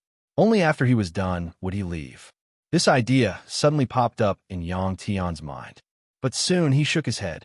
This wouldn't do. He had to leave here as soon as possible and find Qin Fei. So much time had passed, and Yang Tian didn't even know how Qin Fei was doing now. If he left this thing here, it wouldn't run away on its own. He could leave it here for the time being. After he found Qin Fei, he would come here again. Roar! At this moment, the little blue dragon outside suddenly let out a roar, and the sound resounded through the heavens and earth. The little blue dragon's voice was filled with anger. Yang Tian frowned. His legs kicked hard, and his body shot out of the 2-meter diameter hole. Once outside, Yang Tian discovered that there were many pterosaurs circling in the sky. There were many pterosaurs, tens of thousands of them. They were so densely packed that they covered the light of the stars. Yang Tian immediately came out of the big hole and looked up. The little blue dragon had already devoured more than half of the huge goblin, and there was only a small part left. The pterosaurs in the sky swooped down from time to time. When the little blue dragon wasn't paying attention, they used their long, sharp beaks to chisel at the huge goblin, gouging out a piece of goblin and swallowing it into their stomachs. It turned out that these pterosaurs wanted to snatch the little blue dragon's food. Of course, the little blue dragon was unwilling. The angry little blue dragon swung its tail and chased away these annoying fellows. It even spat out dragon flames into the sky and burned a large number of pterosaurs to death. The pterosaurs that had been burned to death fell from the sky like rain. Although a large number of their companions had died, these pterosaurs still pounced without fear. To the pterosaur, the temptation of the gnome was too great. There were too many pterosaurs, and the little blue dragon couldn't handle them all. Xiaolong, ignore them. Seeing the little blue dragon's appearance, Yang Tian became anxious. If this was the case, the little blue dragon was simply wasting time. There were simply too many pterosaurs. Furthermore, there were still a large number of them flying over from afar. Yang Tian immediately shouted a reminder. Only then did the little blue dragon wake up. It opened its mouth and continued to eat the gnome's meat. This couldn't be helped. There were simply too many pterosaurs. After killing one, 2 more would come. In the end, the gnomes would probably be eaten up by these pterosaurs. The little blue dragon was also very smart. After being reminded by Yang Tian, it understood that it had lost its mind due to anger. Yang Tian watched curiously from the side. Yang Tian wasn't afraid of the large number of carnivorous pterosaurs in the sky. These pterosaurs placed all their attention on the gnomes and were busy fighting with the little blue dragon. How could they care about Yang Tian? More than an hour later, the little blue dragon finally ate up all the gnomes. Most of the pterosaurs in the sky flew away in satisfaction, leaving behind a small number of greedy pterosaurs that were still circling in the sky.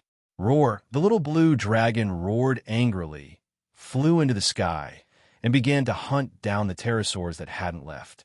Just now, the little blue dragon was filled with anger. Now that the gnomes had finished eating, it was just the right time to vent its anger on these pterosaurs. The little blue dragon showed its might. The remaining pterosaurs couldn't defeat the little blue dragon and could only be forced to leave. Soon, the sky became quiet. After venting its anger, the little blue dragon landed on the ground. Its body quickly shrank as if it had been deflated. Soon, it became a mini dragon. After a few hops, the little blue dragon came in front of Yang Tian and jumped onto Yang Tian's shoulder. Xiaolong, there's another thing down there. Go and see what it is. As Yang Tian spoke, he once again entered the hole that was about 2 meters in diameter. Squeak, squeak! When the little blue dragon saw this blue crystal, it let out an excited cry. It excitedly told Yang Tian that this was an ore of pure energy. It contained a large amount of pure energy that could be absorbed by living things. In other words, this blue crystal was actually the same as the beast core. It was a type of energy substance that could be used to directly train. Yang Tian knew that his guess was correct. This was something that could be used to train. At this moment, he suddenly remembered that Yang Nancy had told him about something called the stellar crystal. Could this blue crystal be the stellar crystal? Yang Tian thought about it, but he couldn't be sure. This thing seemed to be a bit big. He couldn't take it all away. Yang Tian took out his dagger and continuously dug at the surface. Soon, he dug out a large pile of blue crystal granules. Yang Tian used his backpack to store these things. Then, he flooded the hole. This place was remote, and the environment was very bad. Very few people would pass by here. This hole would soon be covered by the red sand blown by the wind. No one would be able to tell that there was a giant goblin here.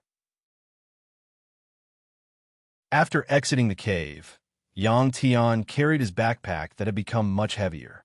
His heart was filled with regret, thinking that it would be great if he had a storage space. No matter how many items there were, he would be able to dig them all out and store them in a storage space. In the outer space of vast Marshall Planet, tens of thousands of large ships slowly arrived. One of the large purple ships was very eye-catching. It was like a huge purple pyramid. This ship was the command ship of the Purple Star Empire's current emperor, Purple Star Empire. There was also a huge palace inside. This huge pyramid-shaped ship could house millions of people. Escorting the spaceship were thousands of motherships and thousands of other large warships. Although it was the Purple Chin Empire that came to propose marriage, The Bluchen Empire still acted as if they were facing a great enemy. They sent out tens of thousands of battleships to block this large fleet to prevent the Purple Chun Empire from attacking the Blue Chun Empire's capital planet. This kind of thing had happened before in the universe's countless years of history. In the magnificent palace of the Purple Star Empire's pyramid-shaped ship, the current emperor of the Purple Star Empire, was sitting on his high throne. The seats below were filled with the Purple Star Empire's royal family and the Empire's experts. This time, the Purple Star Empire's marriage proposal ceremony was giving face to the fourth prince. Not only did the emperor come personally, but he also sent many of the Empire's experts to accompany him. Purple Star Empire's personal visit was not purely to give face to the fourth prince. He also had an important matter to discuss with the Blue Star Empire's emperor, Lan Jing. The marriage proposal ceremony was not completed yet, but some of the people below were already congratulating Zishu. Although the fourth prince was not the emperor's personal successor, he had a lot of power in the Purple Star Empire. When Purple Star Empire reaches the end of his life, he would have a chance to use his own strength to become the emperor of the Purple Star Empire. Zishu had a smile on her face, and her eyes were filled with excitement. There were hundreds of people here. Most of them were experts of the Purple Star Empire. Most of them were serious and calm. They did not care about Zishu at all. "Uncle, what should I do? The Purple Star Empire's people are here." In Qin Fei's room, Qin Fei said to the middle-aged man worriedly. "Don't worry." The middle-aged man waved his hand and said confidently, "When the time comes, I will make Purple Star Empire lose a lot of face." "Humph." The middle-aged man snorted after saying that. It seems like the uncle has a grudge with the emperor of the Purple Star Empire, Qin Fei thought.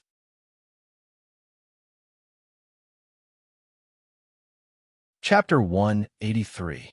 The Purple Star Empire's battleship stopped in the outer space of the vast Martial planet. Emperor Xi Qinyexing brought a group of people and boarded a small ship. Under the escort of the Blue Star Empire's 18 ceremonial ships, they landed on the vast Martial planet. The Blue Star Empire's emperor, Lan Jing, personally welcomed them. The two emperors walked side by side into the Blue Star Empire's guest hall. In the hall, the two emperors sat side by side on high seats. Below them, the nobles of the two empires sat facing each other. After Lan Jing and Xi Qinyexing spoke for a while, Xi Qinyexing felt that the time was right and said, "My fourth brother is very fond of your empire's eldest princess, Lan Qian.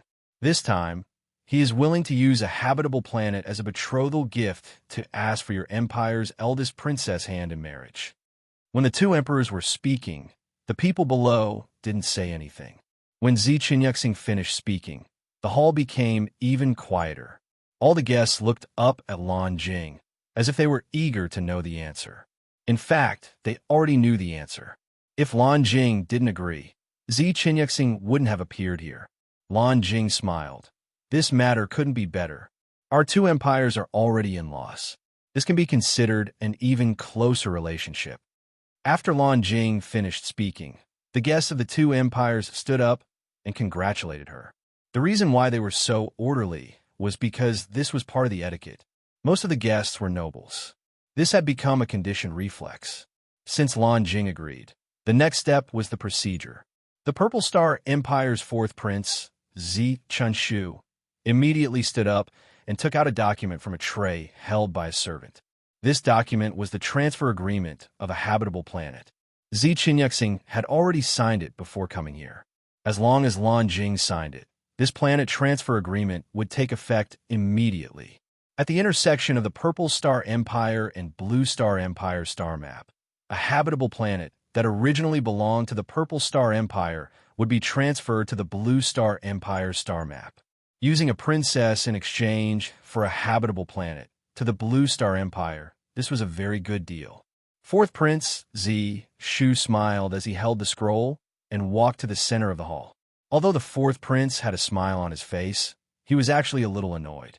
Not long ago, he had sent out a team of 10,000 people, but not a single person had returned alive. The spaceship that had gone to receive them had returned with a message that the teleportation formation to the exile planet called Earth had been shut down. Zishu didn't know how to answer to her father after losing more than 10,000 warriors, especially a Star King who was at the peak of the meteor star level. He reckoned that when Zichen Yuxing found out, he, the fourth prince, would definitely be scolded again. Although 10,000 soldiers are nothing to the Zichen Empire. However, to the fourth prince, Zishu, this was not a small loss because every prince's guards were personally assigned by the monarch, Zichen Yuxing. Now that they had lost 10,000 men, it would be very troublesome to get another 10,000 men back. That Yang Tian must still be alive, but what was the use of that? Soon, the eldest princess would be his woman. The fourth prince held the planet transfer agreement in his hands and was distressed for a while before thinking proudly. Lan Jing looked at the planet transfer agreement in Zichen Shu's hands and couldn't help but smile. To her, exchanging a daughter for a habitable planet was a very worthwhile thing. Actually, Lan Jing had high hopes for Qin Fei before, but who told this daughter to be disobedient? A disobedient daughter can only be like this. Uncle, this isn't good, right? At the side door of the hall, Qin Fei looked at the middle-aged man in front of her and said worriedly. The middle-aged man smiled and said, "If you don't do as I say, you will marry that trash of fourth Prince Zishu. You decide what to do." Qin Fei clenched her teeth and nodded. At this time, Lan Jing gave a look to a maid standing beside her. The maid nodded and walked down the stairs to take the planet transfer agreement from Zichen Shu's hands. If Lan Jing accepted this agreement, then no matter what, the eldest princess of the Lanshan Empire would have to marry Zichen Shu. Otherwise, the Lanshan Empire would be violating the agreement, and the responsibility would be on the Lanshan Empire side. Although Qin Fei didn't want to marry Zichen Shu, she wouldn't let this happen. However, what would happen next would cause the Lanshan Empire to lose face, and the consequences would be unpredictable. Even so, when Qin Fei saw the maid walking down the stairs, she still resolutely appeared and shouted, "Wait! Wait!" Qin Fei's clear, melodious, and beautiful voice resounded throughout the entire hall. Then, Qin Fei appeared in front of everyone in a luxurious dress. Before Qin Fei came, she didn't want to dress up, but she couldn't persuade the mysterious middle-aged uncle. She tied up her hair and put on the most beautiful and gorgeous head ornament. She wore a white dress with a jade-like belt around her waist, making her waist look even more slender. She also wore a beautiful silk vest on her shoulders. The current Qin Fei was dazzling and beautiful to the point that it was suffocating. She looked more like a princess than any other princess. When the guests in the hall saw Qin Fei, some of them couldn't help but stand up. Even Zichen Yuxing, the ruler of a country, couldn't help but be startled when he saw Qin Fei. His eyes flashed with a trace of a burning light. It was Zichen Yuxing's first time seeing such a beautiful woman. Actually, in the Lanshan Empire, there were many beautiful women like Qin Fei. However, they all lost to Qin Fei in terms of temperament. Qin Fei wasn't only beautiful, but more importantly, she had a sacred and pure aura that made people not want to profane her. It was this kind of temperament that made strong men want to conquer her. This was the most fatal point for men. I must have her. Zichen Shu swore in his heart when he saw Qin Fei's appearance. As for the other men, many of them looked at Zichen Shu with envious gazes. These people didn't seem to hear the three words that Qin Fei just said. Wait. Wait for what? Lan Jing frowned and looked at the maid beside her. This maid was so frightened that she immediately lowered her head. Qin Fei was already grounded. Why would she appear here? After this thought flashed through her mind, Lan Jing didn't think about it anymore. Instead, she focused on how to solve the next problem. She didn't need a guess to know what Qin Fei was going to say next. I don't agree to the marriage with the Lanshan Empire's fourth prince, Zishu. I've already said this before. I'm already married. My man is Yang Tian. Qin Fei stood high up on the stage and spoke with a sonorous and powerful voice. Qin Fei and Yang Tian's personalities were very similar. Sometimes, before something happened, they would be worried and nervous. However, When it came to facing it directly, their hearts would be calm. Good. Not far away. The middle-aged man hiding at the side door couldn't help but smile and give Qin Fei a thumbs up as he praised her. At this moment, a maid came in from the side door in a panic and saw the middle-aged man with a glance. She wanted to shout because it was this middle-aged man who restrained her and allowed the first princess to escape. However, the middle-aged man only glanced at the maid once, and the maid felt as if her head had been hit by a heavy hammer. She felt dizzy and fell to the ground. After dizzying the maid with a glance, this middle-aged man turned his head and watched Qin Fei's performance. The first princess of Elan Chen Empire directly rejected this marriage in front of the Purple Chun Empire's monarch, Zi Qinyuxing. This was undoubtedly slapping Zi Qinyuxing's face in front of everyone. Although he was stunned by Qin Fei's appearance and temperament, Zi Qinyuxing's face suddenly became gloomy. He turned his head and looked at Lan Jing with angry eyes.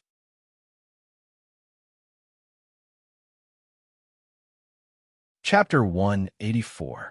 Seeing Zi Qinyuxing's angry gaze, Lan Jing knew that if she didn't give Zi Qinyuxing a reasonable explanation or solve the eye problem, the relationship between Purple Sun Empire and Blue Sun Empire would probably fall to the freezing point in history.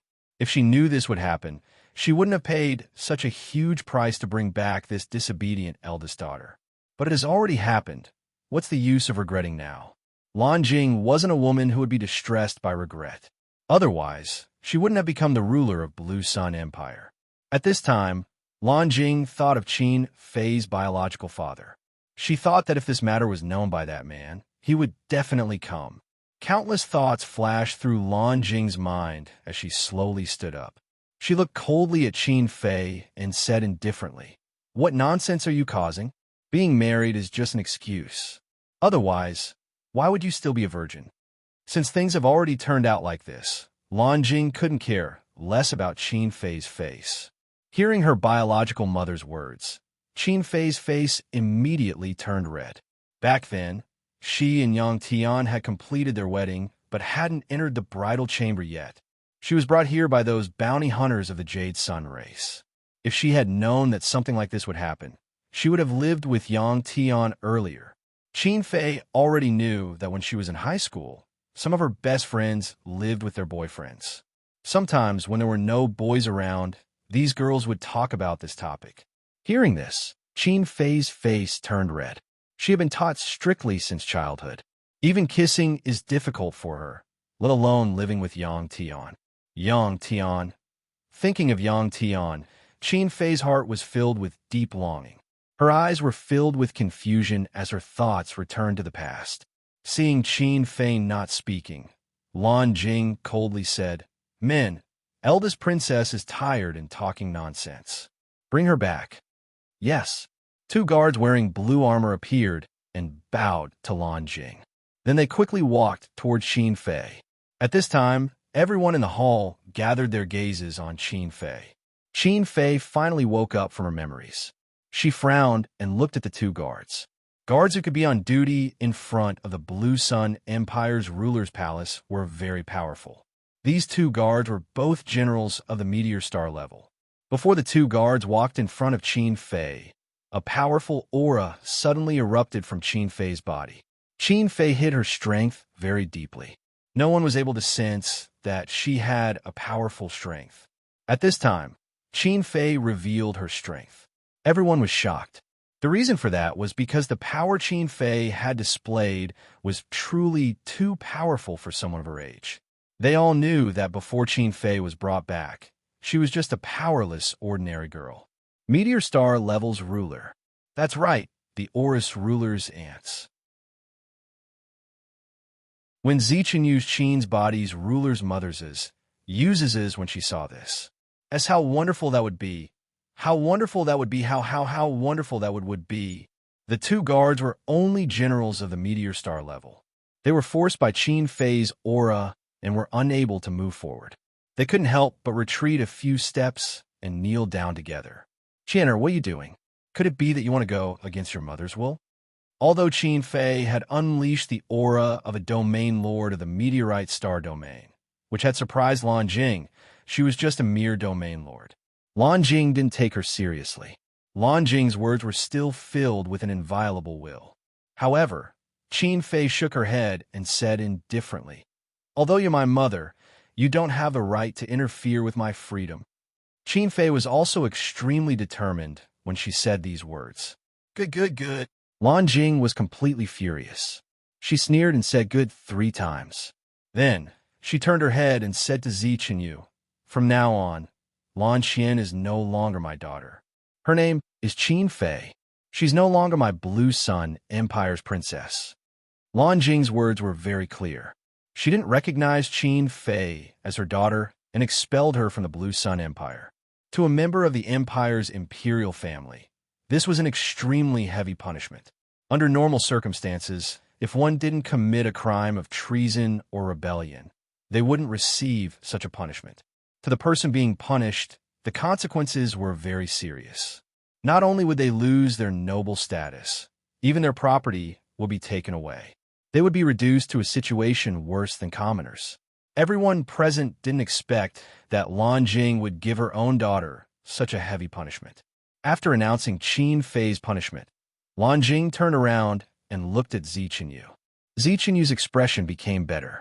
To him, Lan Jing gave him a lot of face. If he was facing such a situation, perhaps his heart would soften. Qin Fei naturally knew the consequences of this punishment. It was very serious. From now on, she would no longer have a luxurious palace to live in. She would have to work hard to obtain food and clothing. However, Qin Fei didn't care at all. The luxurious palace here wasn't as comfortable as the villa on Earth. She was a princess here, but she was like a bird in a cage. She didn't have any freedom. To others, this punishment might be equivalent to a death sentence, but to Qin Fei, it was a form of relief. From now on, she could leave here and find her way home. Finally, she could reunite with Yang Tian. "Your Majesty, Lan Xian isn't a princess anymore, is it?" At this moment, a lecherous expert stepped forward and came to the center of the hall. He smiled and said, everyone understood what this person meant. Qin Fei was no longer a princess and was no longer Lan Jing's daughter. He could forcefully take Qin Fei away and make her his servant. This being was very bold, but he had the right to do so, because he was a planetary state cosmic lord. In the entire Lan Qin Empire, there are less than 1,000 people who are as strong as him. Lan Jing looked coldly at this person and gritted her teeth. "I'll keep my word." This being knew that the country lord was very unhappy, but it didn't matter. With his strength, even if he left the Lan Qin Empire, he could still survive very well. One must know that a being would be treated as a guest of honor no matter where he went. Seeing that the country lord didn't object, this being rubbed his hands and laughed. Seeing him like this, many people looked at him with disdain and despised such a person. Facing the gazes of others, this being acted as if he didn't see them and walked briskly towards Qin Fei. In his expectation, he would immediately leave this palace after capturing Qin Fei. Then, he would bring Qin Fei to his residence and make her his woman first. There were many people in the world who didn't know any better, especially when facing people or things that were extremely tempting to them. They couldn't help but act irrationally. This planetary state cosmic lord was no doubt such a person. "Stop right there." Everyone looked at him. Suddenly, a cold voice rang out. This being turned around and saw Zi Chenshu's red face. At that moment, Zi Chenshu was extremely furious. To him, this was an extremely humiliating matter. Not only did Qin Fei reject him, but even an unknown being jumped out and wanted to fight over a woman with him. "Fourth prince, this marriage isn't going to happen. What else do you want?" The expert looked at Zi Chenshu and said with a smile.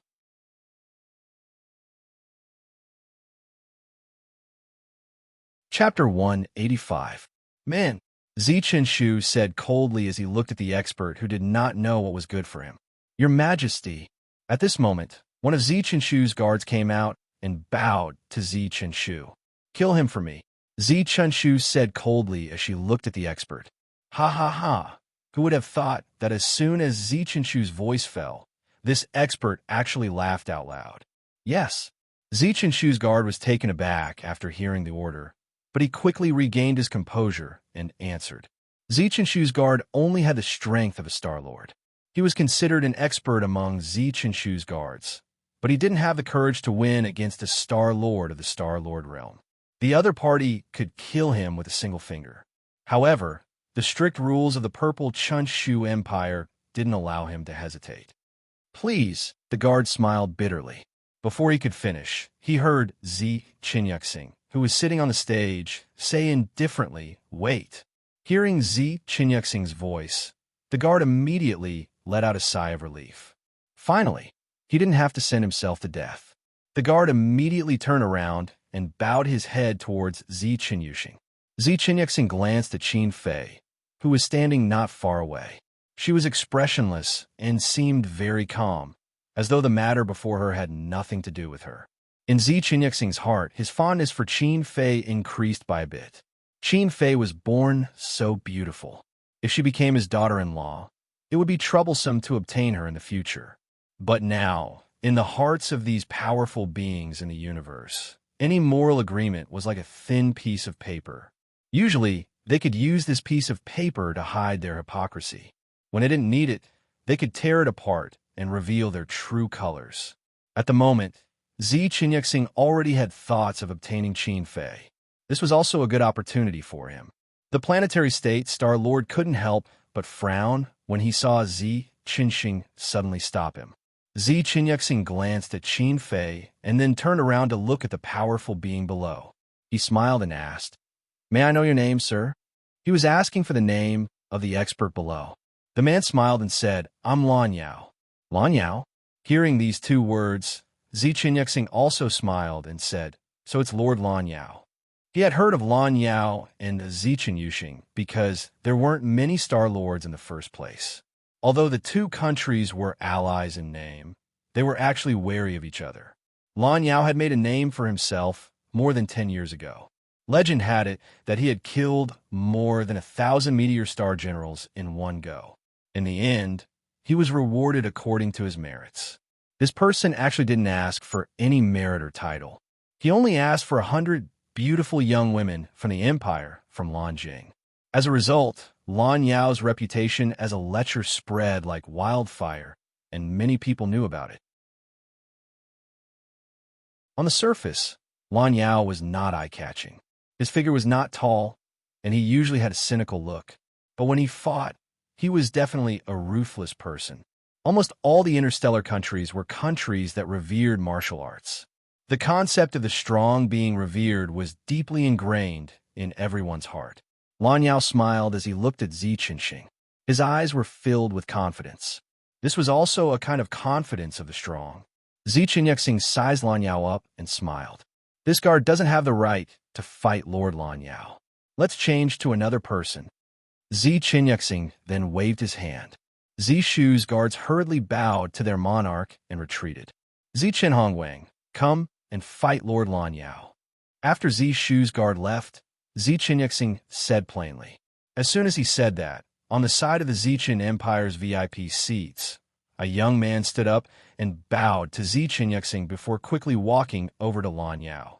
Lord Lan Yao. This young man, called Zi Qinyuxing, looked at Lan Yao proudly. Zi Qinyuxing was also a Star Lord of the planetary state. In terms of cultivation level, he was on par with Lan Yao. However, there were differences in strength between masters of the same cultivation level. At this moment, everyone looked at the two who were about to fight and couldn't guess who would win. In this palace, a battle between the strong was about to begin. And all of this was because of a beautiful woman. The woman who caused this outcome looked on expressionlessly and didn't say a word.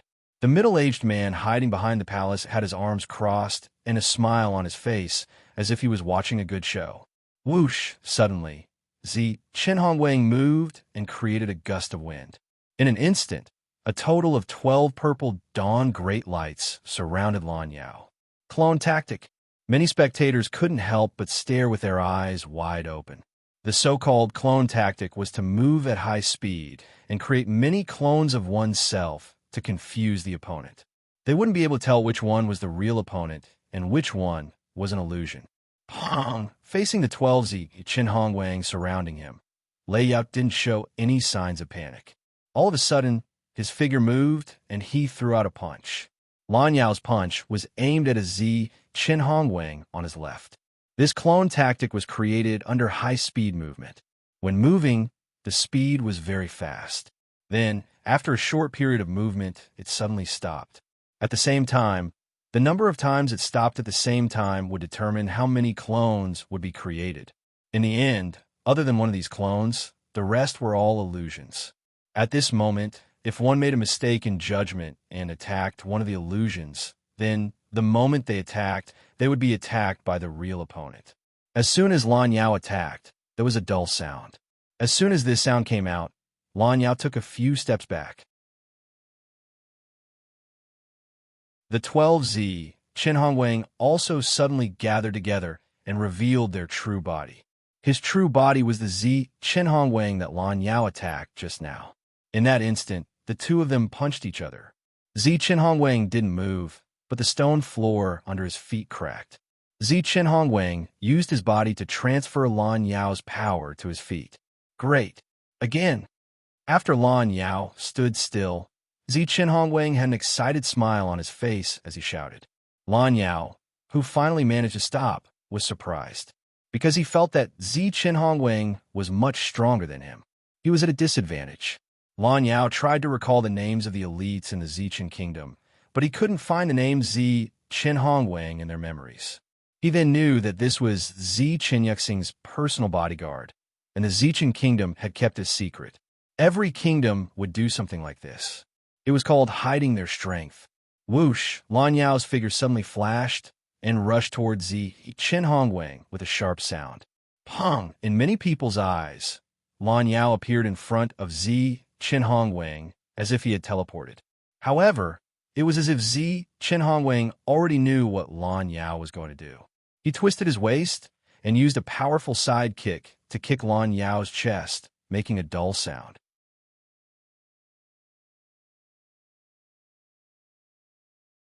Chapter 186. In the end, when experts fight, it's a competition of power and speed. Speed is more important. Whether it is power or speed, Lan Yao was much weaker than Zichen Hongwang. Lan Yao's defeat was within reason. Lan Yao, who was kicked by Zichen Hongwang, crashed into a pillar in the middle of the hall with a bang. The pillar, which had a diameter of 3 meters and was as hard as steel, was now full of cracks. Lan Yao didn't die, but after falling to the ground, he couldn't stand up again. 2 guards immediately went up and checked Lan Yao's injuries. One of them reported to Lan Jing, "King, Lord Lan Yao has been crippled." What the guard meant was that Lan Yao was already a cripple. Even if he was cured, he would be the same as an ordinary person. He couldn't fight for the empire anymore. To a powerful being, this was worse than death. After hearing the result, Lan Jing frowned. It was a huge loss for the Lan Qin Empire to lose a planetary state cosmic lord all of a sudden. No one would sympathize with a loser. Some people even laughed with a face full of contempt. There were even people who had conflicts with Lan Yao. They started to think of ways to make fun of Lan Yao. Cough, cough, cough. At this moment, Lan Yao actually held his chest and stood up from the ground. He opened his mouth and coughed. From his mouth, a large amount of blood spurted out. The previously high-spirited Lan Yao's eyes were now filled with despair. There was no sign of life. This was the fate of a loser. Lan Yao glanced at the people in the hall. These people were not very clear in his eyes, but he could guess what kind of expression was on their faces at this moment. A long time ago, he was also in this crowd, looking at the loser with contempt and even mockery. Now it was finally his turn. Lan Yao didn't regret it. At this moment, he actually laughed.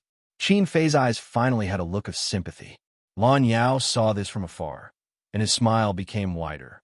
Since when did he, Lan Yao, need a woman's sympathy? Suddenly, there was a flash of determination in Lan Yao's eyes. Pung! Lan Yao's head hit the pillar behind him. His head exploded like a watermelon that had been hit. The 2 guards next to Lan Yao noticed Lan Yao's actions, but they didn't stop him.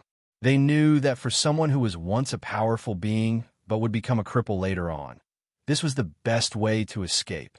Qin Fei looked at Lan Yao's body. She couldn't bear it and turned around. This kind of situation was truly too bloody and cruel. If Yang Tian came to this world, would he be able to endure this kind of environment? Qin Fei couldn't help but think of this question. Suddenly, Yang Tian's strong expression appeared in her mind.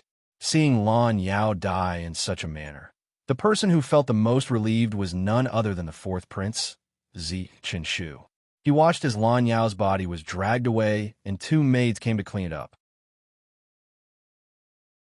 He turned around and looked at Lan Jing.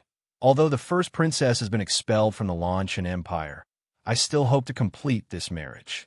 He didn't expect that as soon as he finished speaking, Zi Qinyuxing, who was sitting on the stage, snorted coldly to show his dissatisfaction. The fourth prince had always been afraid of his father. When Zi Qinyuxing snorted, he immediately lowered his head in fear. How can a person like this be worthy of my daughter? At this time, the middle-aged man standing at the back of the palace smiled coldly and mumbled to himself. My king, the agreement from before is still valid. I still want to bring her back to the empire. At this time, Zi Qinyuxing turned around and said to Lan Jing. Everyone could see that the king of the Ziqin Empire, Zi Qinyuxing, also had his eyes on the princess of the Lan Qin Empire. But under these circumstances, no one dared to laugh at Zi Qinyuxing. After Zi Qinyuxing finished speaking, he looked at Lan Jing with a burning gaze. That gaze made Lan Jing very uncomfortable. She knew that if she didn't agree to Zi Qinyuxing's request, the consequences would be severe. Zi Qinyuxing was also known to be a pervert in this universe. Zi Qinshu raised his head and looked at his father in disbelief. He didn't expect that his father would actually fight over a woman with him.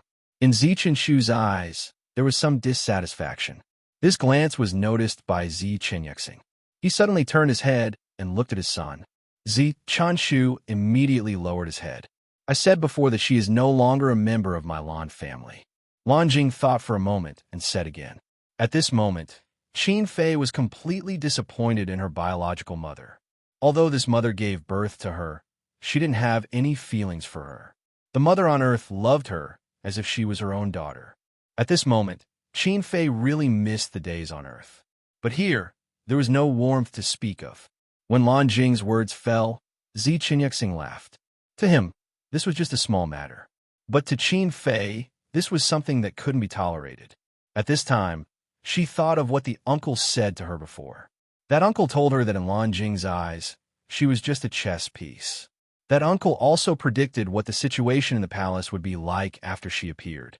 Ever since she appeared and said those words of rejection, everything had developed according to that uncle's predictions. There was no difference at all.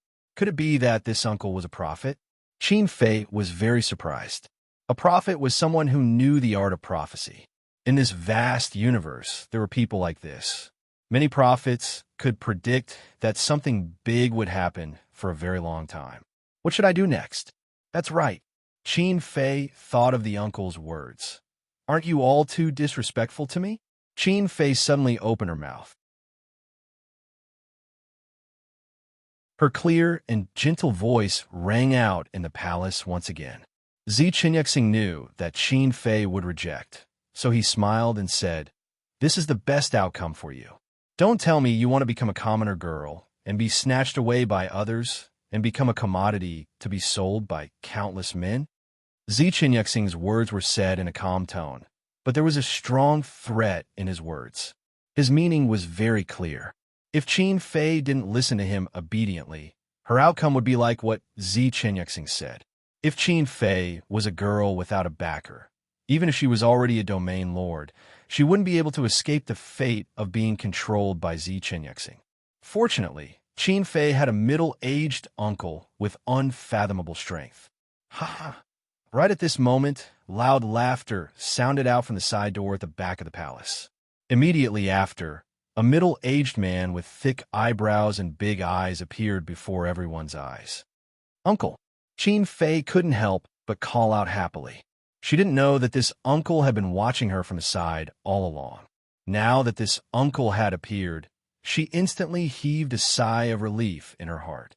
Otherwise, Qin Fei wouldn't know what to do next. Who was this person? When they saw the middle-aged man, a huge question mark appeared in the minds of many people. He glanced at Lan Jing and Zi Qinyexing, then swept his gaze over the people below. The middle-aged man smiled and said, "I'm called the Immeasurable Star-Lord." Immeasurable Star-Lord? Never heard of it. Everyone was puzzled again because they had never heard of who the Immeasurable Star-Lord was.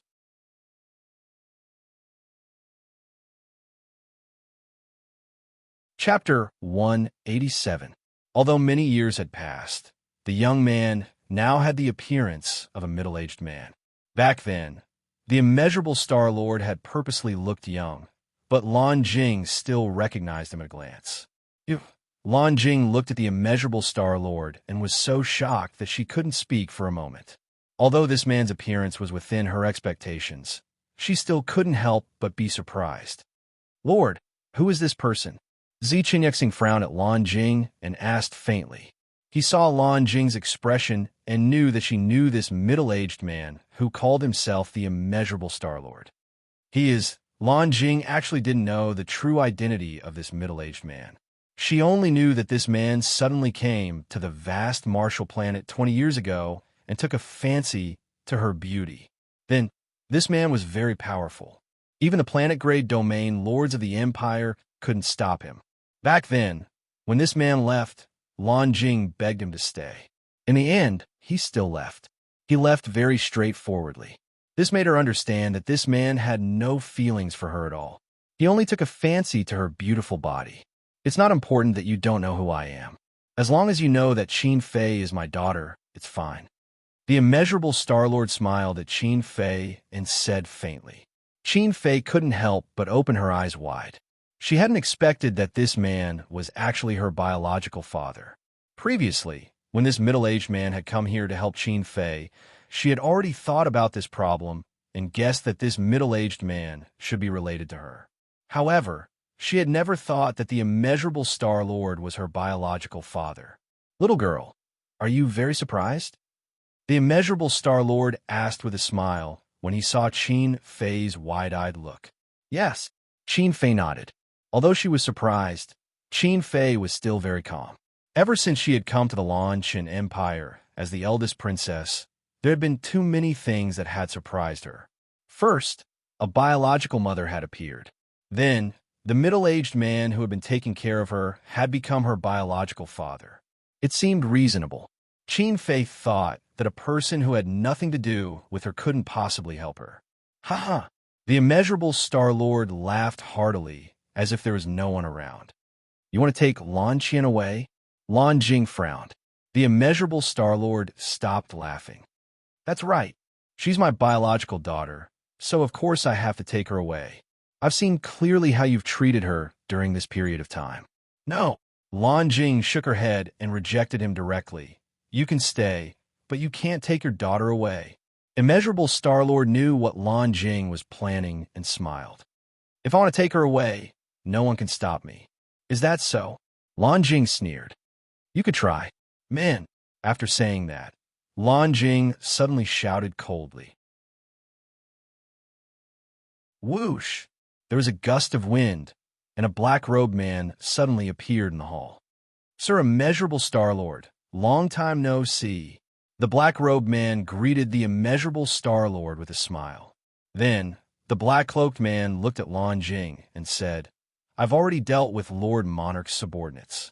When the black-robed man said that, everyone knew that the person Lan Jing had called for was not this black-robed man. Lan Jing frowned and clenched her fists in her robe. The current situation was no longer under her control. In order to prevent any accidents, Lan Jing had already asked for help from an elite who could suppress all the elites present. But now, obviously, that expert would not appear again. The black-robed man had a black cloak over his head. His face was full of wrinkles, and he held a strange-looking staff in his hand. The staff was light red in color and had been polished until it was smooth as if it had been oiled. There was also a fist-sized blue crystal ball hanging on the staff. The black-robed man's arrival made the Immeasurable Star-Lord frown. He suddenly narrowed his eyes and said in an uncertain tone, "You're the Super Star-Lord Temple's priest." Hee hee. The black-robed old man laughed. It seemed that the black-robed old man agreed with the immeasurable Star-Lord's guess. "What are you doing here?" The immeasurable Star-Lord looked at the black-robed old man and asked calmly, "Because I've taken a fancy to this girl. She's the best candidate for the next goddess of our temple," the black-robed old man said calmly. "Goddess?" Hearing the black-robed old man's words, the people in the hall were no longer shocked. Instead, they were horrified. What kind of place was the Super Star-Lord Temple? It was the place with the most elites in the entire universe.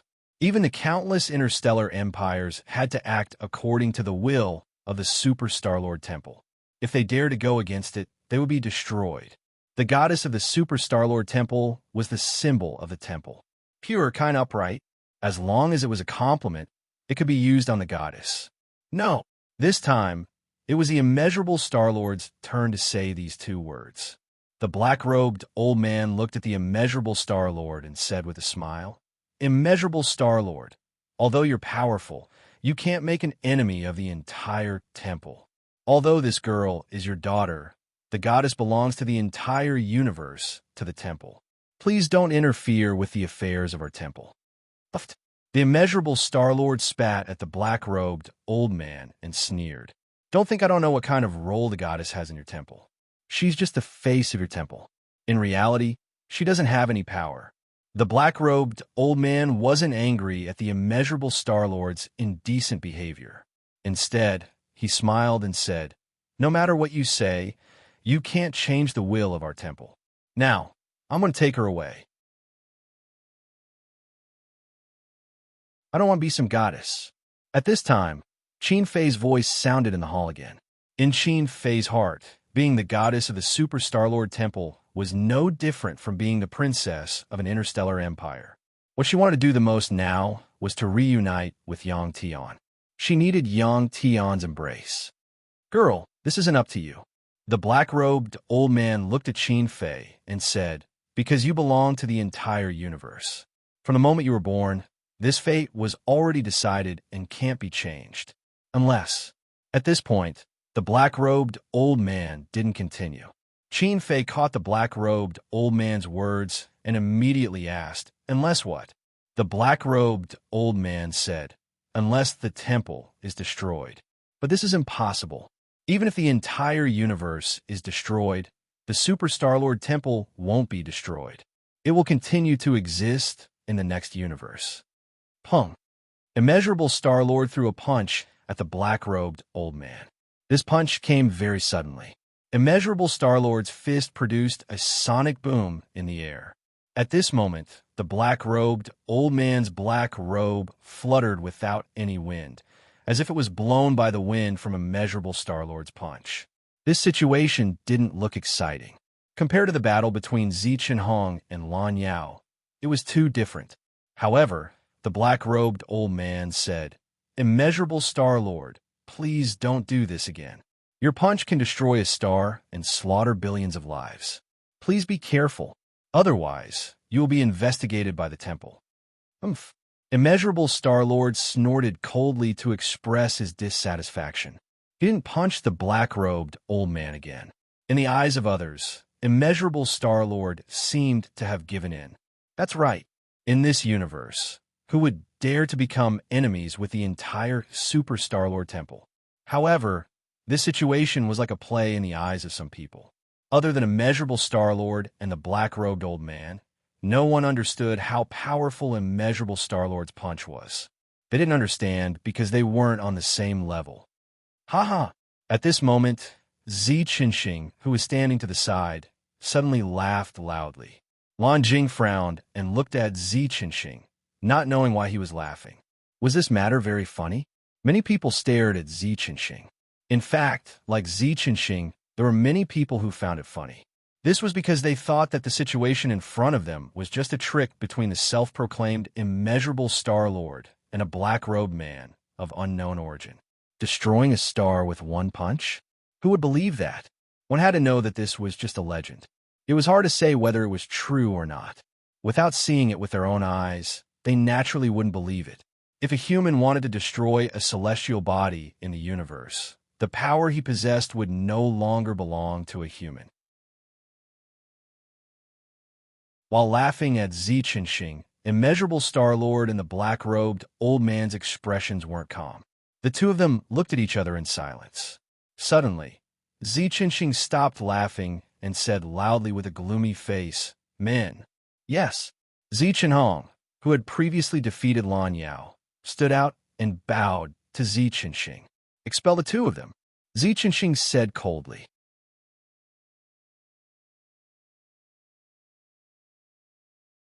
Chapter 188. Lan Jing didn't say anything in response to Ziqinxing's order. Yes. Ziqin Hongguang glanced at the black-robed old man and the immeasurable Star-Lord standing above him before he nodded. "Sirs, please." Ziqin Hongguang didn't dare to use force. He looked at the black-robed old man and the immeasurable Star-Lord. He raised his arm and made an inviting gesture. His hand pointed in the direction of the palace door. "If you want to take my daughter away, I can't stop you. However, allow me to say a few words to her." The immeasurable Star-Lord ignored Chun Hongguang and looked at the black-robed old man. "Sure." The black-robed old man also ignored Chun Hongguang and nodded. Chun Hongguang was very angry at their disregard. To him, this was a very shameful thing, especially in a situation where so many people were looking at him. "The two of you, please," Chun Hongguang said in a deep voice. There was a hint of anger in his voice. "Little child, why are you so anxious?" The black-robed old man turned his head and looked at Chun Hongguang as he spoke in an indifferent manner. Chun Hongguang looked into the eyes of the black-robed old man. Suddenly, his eyes widened and he was stunned. An expression of shock appeared on his face. In an instant, Chun Hongguang discovered that he had actually arrived in the universe. In front of him was a gray planet. This huge planet seemed to have been bitten by a giant beast. A large piece of it was missing. Rumble, standing in front of this planet, Chun Hongguang seemed to be able to hear the sound of this planet moving through space. This planet, like Earth, was orbiting a huge star. Originally, its orbit was fixed, but now it had deviated from its orbit. Soon, this planet collided with another planet. The two huge planets collided and instantly turned into countless meteor fragments. These meteors didn't have their own gravity and were attracted by the huge star, flying directly towards it. "Did you see that?" At that moment, the black-gowned old man's voice sounded in Chun Hongguang's ears. Chun Hongguang was startled awake by the black-robed old man's voice and let out a startled cry.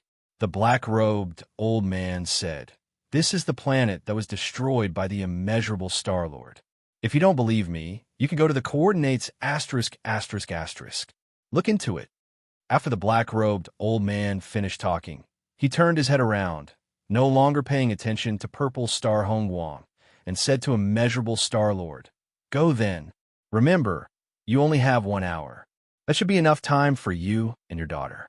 After the black-robed old man finished speaking, he turned around and walked out of the hall. "Stop!" Fourth Prince Chun Shu stepped forward and extended his hand to block the black-robed old man's path. Zishu had already lost his cool because he longed to obtain Qin Fei. However, Qin Fei would soon leave with this old man and go to the superstar god palace to become a goddess. This way, he, the fourth Prince Zishu, would never have a chance. One had to know that in the eyes of the superstar divine temple's experts, the Purple Star Empire was just an unrated empire in a remote star field. The change in Qin Fei's identity was really shocking. Until now, many people still hadn't reacted and thought that everything that happened before their eyes was fake. Among these people, Lan Jing was included. The black-robed old man ignored Chun Shu and continued walking forward. A strange thing happened. Chun Shu's hand actually passed through the black-robed old man's body. Tap, tap.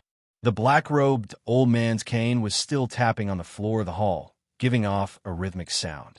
This old man slowly walked out of the hall step by step. His back view looked no different from an old man with 1 foot in the grave. When people saw this, they couldn't help but have a contradictory feeling.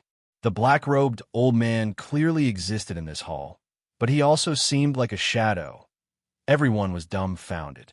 Even Zi Qinyuxing's mouth was wide open, his expression uncertain. "Xiao Fei, come with me." After the black-robed old man's figure disappeared from the hall's entrance, Immeasurable Star-Lord looked at Qin Fei and said with a smile, "Okay." Qin Fei nodded. Compared to her birth mother, Qin Fei felt that this birth father was more humane. Qin Fei followed Immeasurable Star-Lord out of the back of the hall through a side door. After walking through a few corridors and turning a few corners, they soon arrived at a viewing platform in the hall. During this process, the guards of the hall seemed to have been immobilized and didn't move at all. This viewing platform was very high.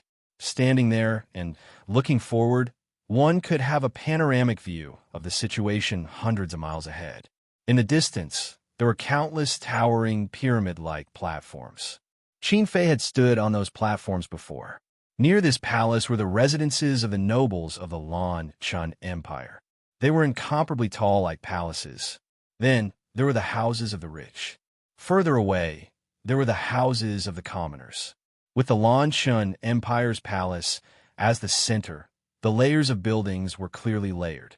The residences of different classes were separated by wide roads. Although Qin Fei had been here for a long time, it was her first time here. Standing here and looking at the surrounding scenery, everything seemed to be under her feet. It made one's mind open up, and a heroic spirit couldn't help but arise in one's heart. Immeasurable Star-Lord stood at the edge of the viewing platform with his hands behind his back. His figure was tall and straight, and his body emitted the aura of an expert. Qin Fei looked at Immeasurable Star-Lord's back with complicated feelings. The two of them didn't speak and were silent for a long time. Suddenly, Immeasurable Star-Lord turned around and said to Qin Fei with a smile, "Xiao Fei, what do you think about becoming the goddess of the superstar divine temple?" Qin Fei looked at her biological father's eyes and saw the determination in his eyes. She knew that if she didn't agree, this father would definitely not hand her over to the black-robed old man. I don't know." Qin Fei thought for a while and could only answer like this. Qin Fei was clear about the situation just now. She knew that although this strange father was powerful, he couldn't become an enemy of the entire superstar divine temple. Hearing Qin Fei's answer, Immeasurable Star-Lord laughed. "You are a sensible child. Not bad. If I don't agree, it will be hard to avoid a big battle with the people of the superstar divine temple. Father also doesn't have the certainty of victory. I've already met those experts of the divine temple. Each and every one of them is abnormally strong, just like that old man just now. Father doesn't have the certainty of defeating him. In a superstar divine temple, there are many experts like him." After Immeasurable Star-Lord finished speaking, he coldly snorted and said, "Father saying this doesn't mean that he is afraid of them. If I fight them with my life on the line, they can't do anything to me unless a few old monsters come out personally." Qin Fei nodded, very understanding. Immeasurable Star-Lord was not like an ordinary parent to Qin Fei. He didn't show any guilt towards Qin Fei and spoke confidently and confidently. Qin Fei also felt that it was natural because she knew that this father of hers was a powerhouse in the universe. Immeasurable Star-Lord sized up Qin Fei and suddenly laughed, saying, "Daughter, in fact, you are quite suitable to be the goddess of that divine temple. This way, Father won't have to worry about your safety. Moreover, in the divine temple, you can also receive better training." Qin Fei frowned and said, "But this way, I won't be able to see Yang Tian again. I'm his wife. Also, Yang Tian doesn't know about my current situation. He will definitely be very anxious." Immeasurable Star-Lord smiled and said, "You don't have to worry about this. After this matter is over, I will definitely go and see that kid and see if he is worthy of my daughter." "Thank you, Father," Qin Fei said with a smile. The two didn't mention anything about the divine temple and began to chat about some common things. Qin Fei was full of curiosity about this universe and had many questions to ask her father. Immeasurable Star-Lord also patiently answered. This kind of atmosphere made Qin Fei feel very comfortable.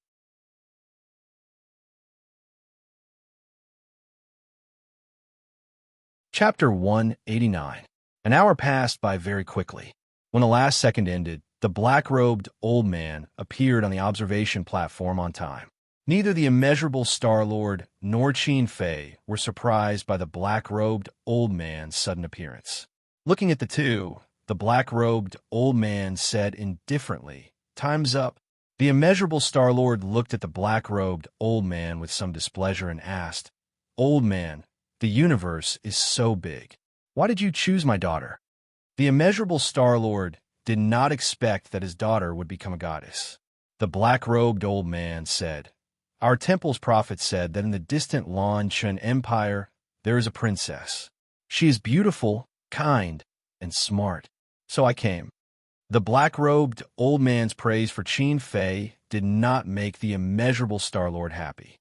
He only scolded helplessly, "Bullshit prophet."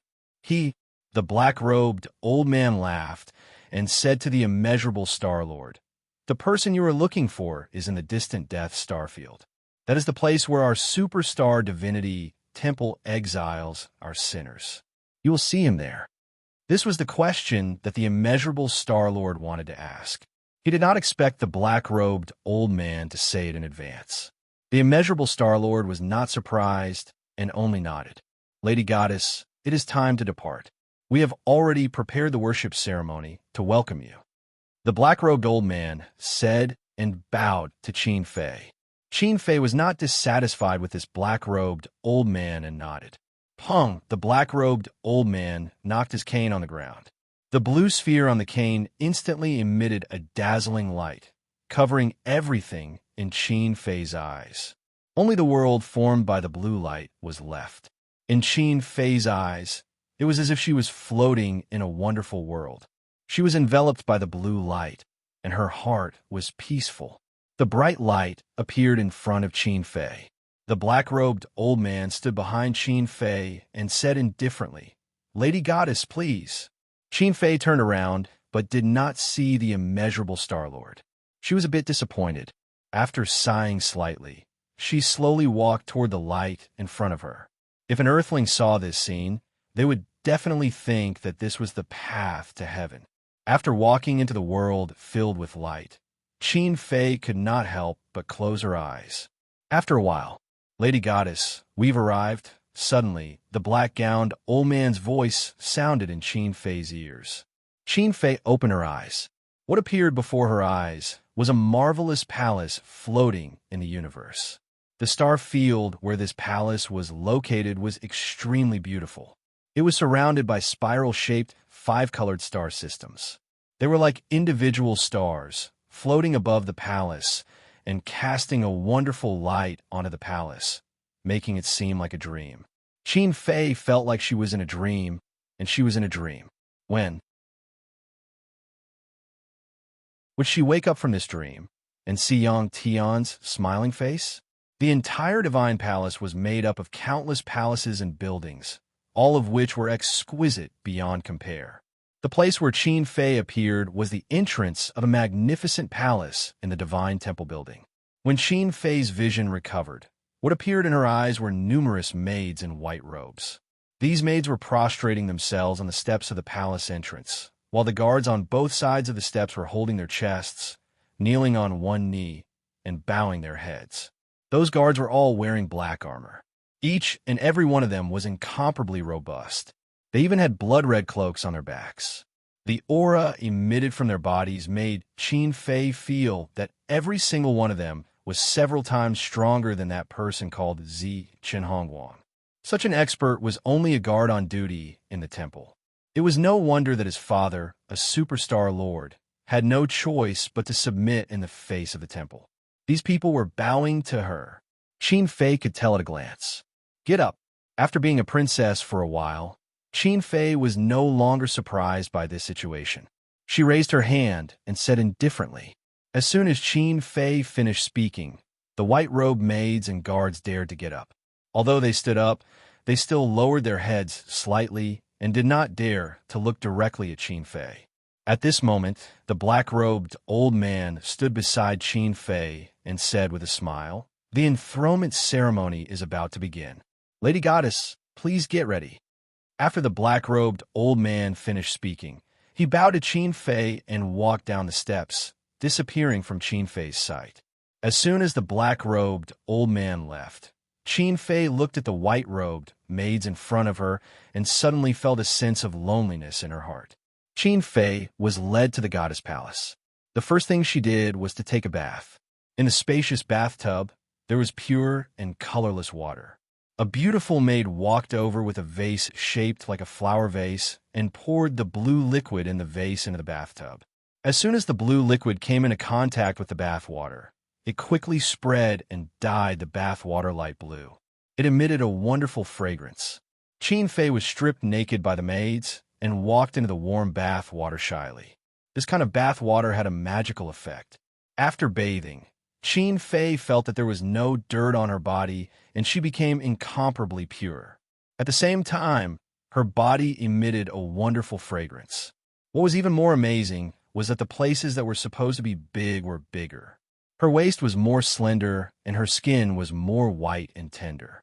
Looking at her body in the mirror, if it was not for the fact that her appearance did not change much, Qin Fei would have thought that she had changed her body. Wearing a very comfortable black robe that seemed to be made of silk, the maids began to dress Qin Fei up. Qin Fei, who was already incomparably beautiful, did not need to wear any jewelry. The maids only drew a lightning-shaped blue pattern in between her eyebrows to slightly raise her eyebrows. Then, they applied eyeshadow. After some simple makeup, Qin Fei's entire temperament had changed a little. At this moment, not only was she beautiful and noble, she also gave people a kind of majesty. Lady Goddess is really beautiful. After the makeup was done, a beautiful maid praised. Qin Fei looked at herself in the mirror and smiled faintly. Then, she turned her head and asked the white-robed maid beside her, "Where is your previous Lady Goddess?"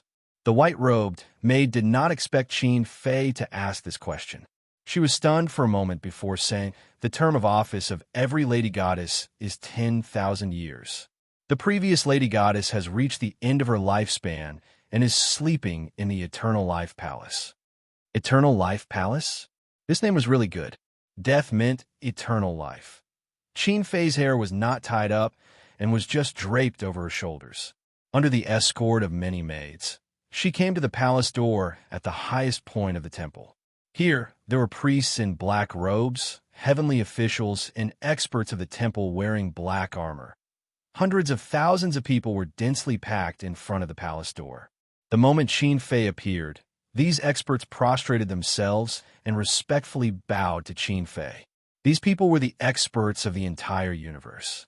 At this moment, they were sincerely bowing to her. Qin Fei had never thought of such a situation before. The process of becoming a lady goddess was like a fairy tale to her. It was too unreal. However, Qin Fei understood that most of these experts were just completing the ceremony. In their hearts, she, the lady goddess, was just a symbol of the superstar divine temple. In the distance, immeasurable Star Lord was floating in the universe. In front of him was a colorful star field. Although he could not see it, he knew that his daughter was receiving the worship of many experts in that temple.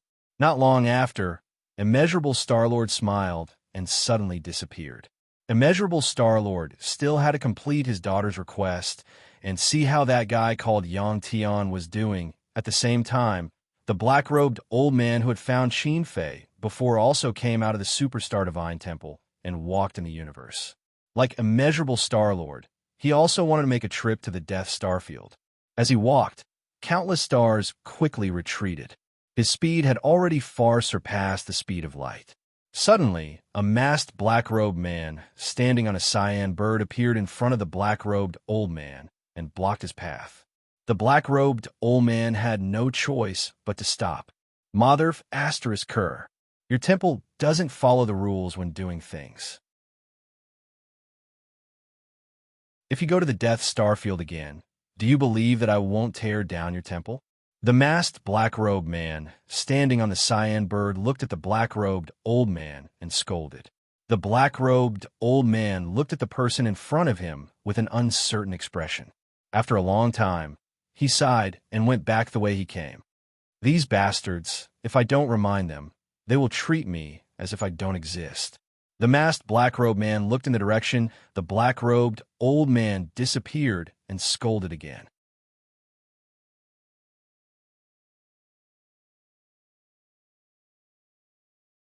Chapter 190. The huge circular building of the Hela tribe was a Colosseum. At this moment, Qin Jingyang was standing in the middle of the Colosseum with a rusty knife in his hand. A few dozen meters in front of him was a huge iron cage. Inside the cage was a huge lion beast. This lion beast was similar to the lions on Earth. However, it was at least 3 times bigger. To humans, it was a huge beast. Based on Qin Jingyang's experience, this lion beast was equivalent to a level 8 beast on Earth. It should not be difficult for Qin Jingyang to defeat it. However, Qin Jingyang did not plan to kill this lion beast cleanly. If the process was too smooth, the beast prepared for him in the future would become stronger and stronger. After this battle, there were still 8 more battles. The Hela tribesmen did not care if he lived or died. They only wanted the battle to be exciting.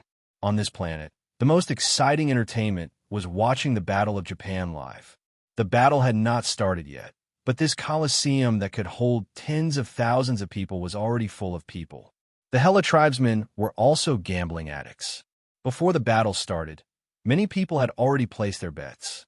There was only one outcome, and that was victory or defeat. Because this was Qin Jingyang's first battle, the ratio of people betting on him winning and losing was about the same. Hela! Hela! Hela!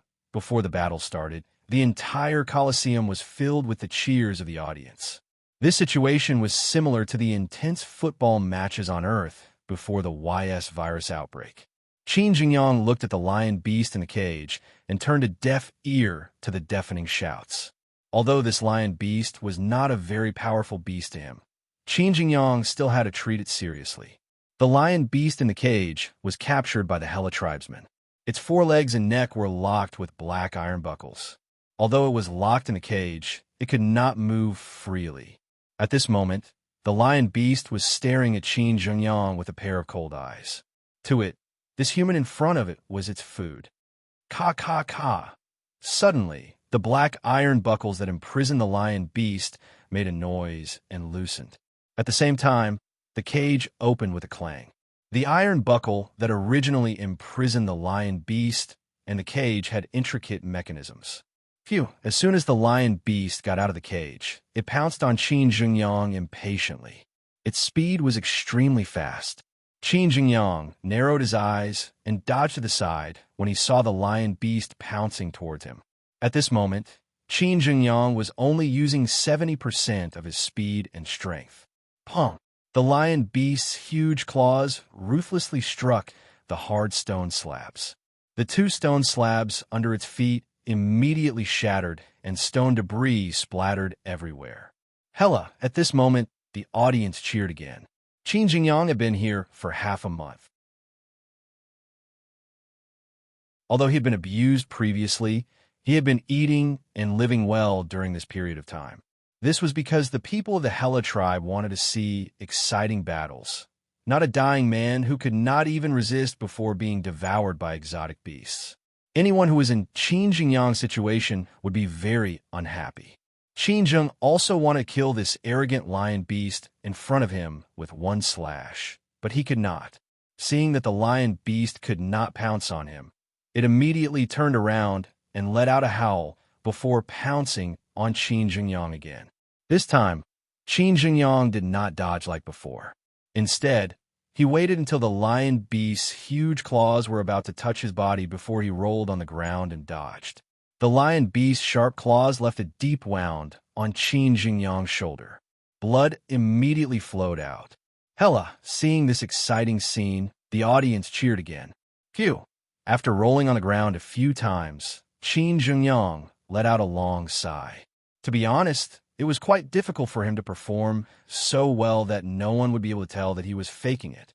Just like that, the lion beast kept on attacking, and Qin Jingyang kept on dodging. During this process, it was not that Qin Jingyang did not fight back. Sometimes, he would slash at the lion beast and cut open its fur.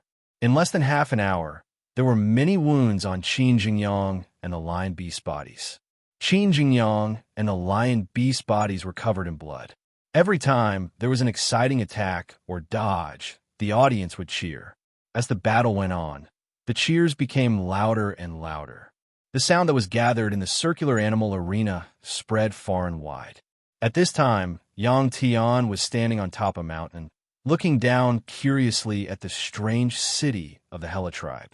If it were not for the fact that he was absorbing the energy from the blue crystal to cultivate and strengthen the power in his body, Yang Tian would have arrived here a few days earlier.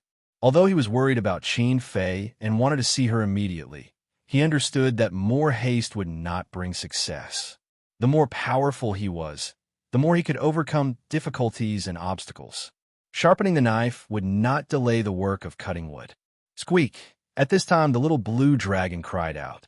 It told Yang Tian that there was a powerful ultra beast in a mountain far to the left. A powerful ultra beast? Yang Tian looked at the direction that the little blue dragon was pointing at, then turned around and looked at the most conspicuous animal arena below. At this time, Yang Tian could hear the sounds coming from the animal arena. Xiaolong, the ultra beasts here do not have beast cores. Let's not bother about them. Let's go down and have a look. Finding Grandpa is more important. Since they were far apart, Yang Tian could not see Qin Jingyang in the animal arena. He thought about it and said, "Squeak." The little blue dragon cried out twice to show its agreement. Yang Tian looked at the surrounding terrain and found a way down the mountain. He then brought the little blue dragon down the mountain to the human city. At this time, Qin Jingyang took the opportunity and stabbed the rusty sword in his hand into the lion beast's neck. Roar, the huge lion beast, did not die immediately. It howled and pounced at Qin Jingyang again. At this time, Qin Jingyang was too lazy to fight with the lion beast again. He began to run around the animal arena. Huff! When the spectators saw this, they hissed in dissatisfaction. Qin Jingyang did not care what others thought. He only wanted to waste time with the lion beast. A large amount of blood flowed out from the lion beast's neck. As it ran, blood splattered everywhere. Everywhere it went, the ground was dyed red. After more than 10 minutes, the lion beast was finally exhausted. It let out an unwilling and hoarse cry and fell to the ground. After about an hour of battle, Qin Jingyang won. This process was very boring for an elite, but for a normal person, it was very exciting. When the result of the battle was announced, some cheered and some cursed. Those who cheered were those who bet on Qin Jingyang winning, and those who cursed were, of course, those who lost their bets. Qin Jingyang looked around coldly. He knew that he had finally passed this stage.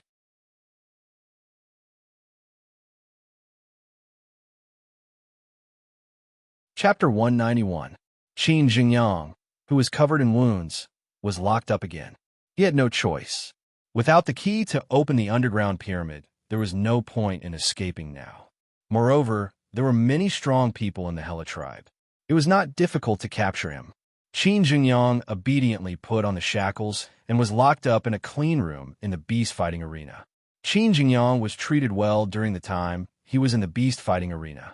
Not long after he was locked up in a room, someone sent meat to Qin Jingyang. All that was left was to wait for the next battle. If he could win 9 consecutive battles, Qin Jingyang would be free. By then, Qin Jingyang would be able to find that familiar figure. Ever since he came to this planet, Qin Jingyang's appearance had gradually changed. He no longer suppressed the transformation of his body by the energy in his body. He now looked like a middle-aged man. Yang Tian might not be able to recognize the current Qin Jingyang. In less than half an hour, Yang Tian arrived at the simple city of the Hela tribe. At this time, the little blue dragon had already hidden in Yang Tian's backpack. Yang Tian's arrival immediately attracted the attention of the Hela tribe. However, they did not come forward to make things difficult for Yang Tian. Instead, they secretly monitored him. Qin Jingyang had encountered such treatment before. Yang Tian's senses were very sharp. As soon as he entered the city, he sensed that someone was following him. Yang Tian naturally did not care about this. As he strolled around the city, Yang Tian saw many people pouring out of the huge circular building in the middle. Among these people, a small number of them were riding on exotic beasts pulling carriages. There were no horses on this planet, but there were many exotic beasts that could pull carriages and be used as horses. All kinds of exotic beasts were an eye-opener for Yang Tian.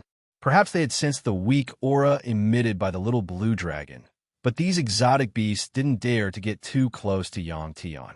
Under the control of their masters, they kept as far away from Yang Tian as possible. There were a lot of people coming out of the Colosseum. The wide road wasn't enough, and it was very crowded. But when it came to Yang Tian, it suddenly separated. The surroundings of Yang Tian seemed very empty. Naturally, the people who were monitoring Yang Tian noticed this. The people who passed by Yang Tian all looked at Yang Tian with curious and vigilant eyes. This was because Yang Tian's attire was too similar to the person in the beast-fighting Colosseum. They guessed that Yang Tian might have come from the same planet as the people in the animal-fighting Colosseum. As a newcomer, Yang Tian did not want to cause any trouble. He ignored the gazes of the people around him as if he did not see them. But sometimes, even if you didn't want to cause trouble, trouble would take the initiative to find you. Especially for someone like Yang Tian, who had a strong sense of justice. Trouble would always find him. It was like that now. Pudong, pudong. Suddenly, the sound of exotic beasts running could be heard from the front. Immediately after, the crowd in front of Yang Tian panicked and scattered to the sides, shouting loudly. When exotic beasts ran, their movements were very loud, and the ground trembled slightly. Yang Tian had seen this kind of situation on TV before. In period dramas, there would be soldiers on horseback or hedonistic sons of rich families, riding horses on the streets. It would be such a scene. Yang Tian wanted to dodge, but he suddenly furrowed his brows. Because in the middle of the road, a little girl who was only 7 or 8 years old, wearing an animal skin coat, had her back facing the direction of the sound, unaware of it. At this moment, an exotic beast that looked like a cat beast and was as big as a cow was pulling a gorgeous carriage and rushing over. This cat beast was covered in black fur and had 2 blue eyes. Its 4 legs were thick and strong. When it ran, it did not care about the situation in front of it. Its eyes were filled with a violent expression. The reason why it was called a cat beast was because the eyes of this cat beast were too similar to the cats on Earth. In the blink of an eye, this huge cat beast was about to crash into the little girl. With Yang Tian's current speed, he could easily carry the little girl away and dodge the cat beast's crash. But he did not do so, because he was angry. Even if this was the territory of the mutated race, he could not stand to see things that hurt young lives. So bang, Yang Tian dodged and hugged the little girl in an instant. Then he punched out. Yang Tian's fist directly hit the middle of the cat beast's head. If one's reaction was fast enough, at this moment, one could see that the cat beast was stopped by Yang Tian's punch. Then, its body suddenly bulged, as if it was pumped with air. Then, there was another bang sound. The huge cat beast's body actually exploded. A large amount of blood mixed with its internal organs, bones, and flesh rushed into the sealed carriage behind the cat beast. At this time, the carriage was still moving at high speed. When it was hit by the flesh and blood, it flipped over backward. The door of the carriage had already been broken open. The people inside were naturally hit by the flesh and blood. Then, there was another bang sound and the entire carriage exploded. This process happened in the blink of an eye. The cat beast exploded flesh and blood splattered on the surrounding people. The scattered carriage parts also injured many people. At this moment, the gloomy Yang Tian put down the little girl in his arms. Wah! The little girl was stunned before. Now, she reacted and cried loudly. Thank you. A middle-aged woman wearing animal skin ran over at this moment and thanked Yang Tian. Then, she carried the little girl away. The surroundings fell into silence. Everyone looked at Yang Tian with dumbfounded expressions. This situation was much more exciting than the battle in the beast-fighting arena just now. Cough, cough. The sound of violent coughing suddenly came from the pile of broken carriages. Then, there was a crash sound. A young man rushed out of the wooden carriage, covering his body, and stood up.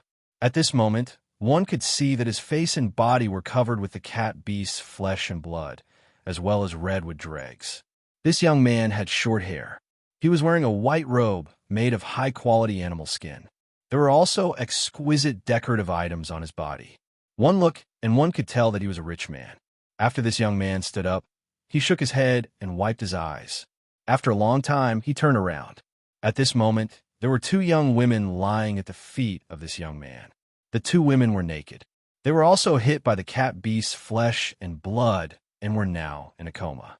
The young man who came back to his senses looked at Yang Tian, who was still standing in the same place. The light in his eyes became colder and colder. "Men, kill him." The young man looked at Yang Tian and said coldly, "Who?" As soon as the young man's voice fell, a big man wearing black iron armor flashed out and stood in front of Yang Tian. Bah! Yang Tian spat a piece of flesh and blood that splashed at the corner of his mouth onto the ground. To the big man in black armor in front of him, Yang Tian's behavior was an insult and provocation.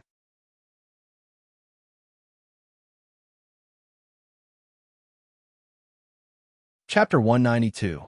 Because of the translator, Yang Tian could naturally understand the young man's words. Yang Tian didn't want to cause trouble, but he had to take care of this matter. If he didn't teach this young man a lesson, it would go against his will. The path of the strong was about following one's heart. The man in black iron armor in front of him, from Yang Tian's aura, was equivalent to a human level 8 warrior. In the entire universe, he was just a quasi-star warrior. The man misunderstood Yang Tian's insulting behavior and was stunned. Then he angrily took a step forward and punched at Yang Tian's head. The fist rubbed against the air and made a sharp whistling sound. Although this burly man had a large build and was wearing heavy black iron armor, his movements were extremely nimble and fast. Seeing the fast fist coming, Yang Tian didn't dodge. Pong! Yang Tian lowered his head, causing his forehead to collide with the man's fist. Almost at the same time, a crack sound was heard. See, the man's arm was hit by Yang Tian's forehead, and he was forced to take a few steps back. Suddenly, he gritted his teeth and took a deep breath. One of his arms that was clenched into a fist was no longer able to exert strength and hung down. Seeing that his expert guard was easily defeated by Yang Tian, the young man couldn't help but be stunned. Then he looked around as if he didn't know what to do. When a young man was at a loss, Yang Tian flashed in front of him. When he came back to his senses, he found that he was actually lifted up by Yang Tian. The young man struggled hard, but it was no use at all. Don't kill me." Seeing Yang Tian's cold eyes, the young man was horrified and kept begging for mercy. Yang Tian didn't mean to kill this person at all. He held the young man with one hand and took out a photo from his trouser pocket with the other. "Have you seen this person?" Placing the photo in front of the young man, Yang Tian asked in a not-so-fluent universal language. It was a photo of Qin Jingyang. In the photo, Qin Jingyang looked like an old man. The young man looked at it seriously and shook his head. "I have never seen him before." Yang Tian had no choice but to put the young man down.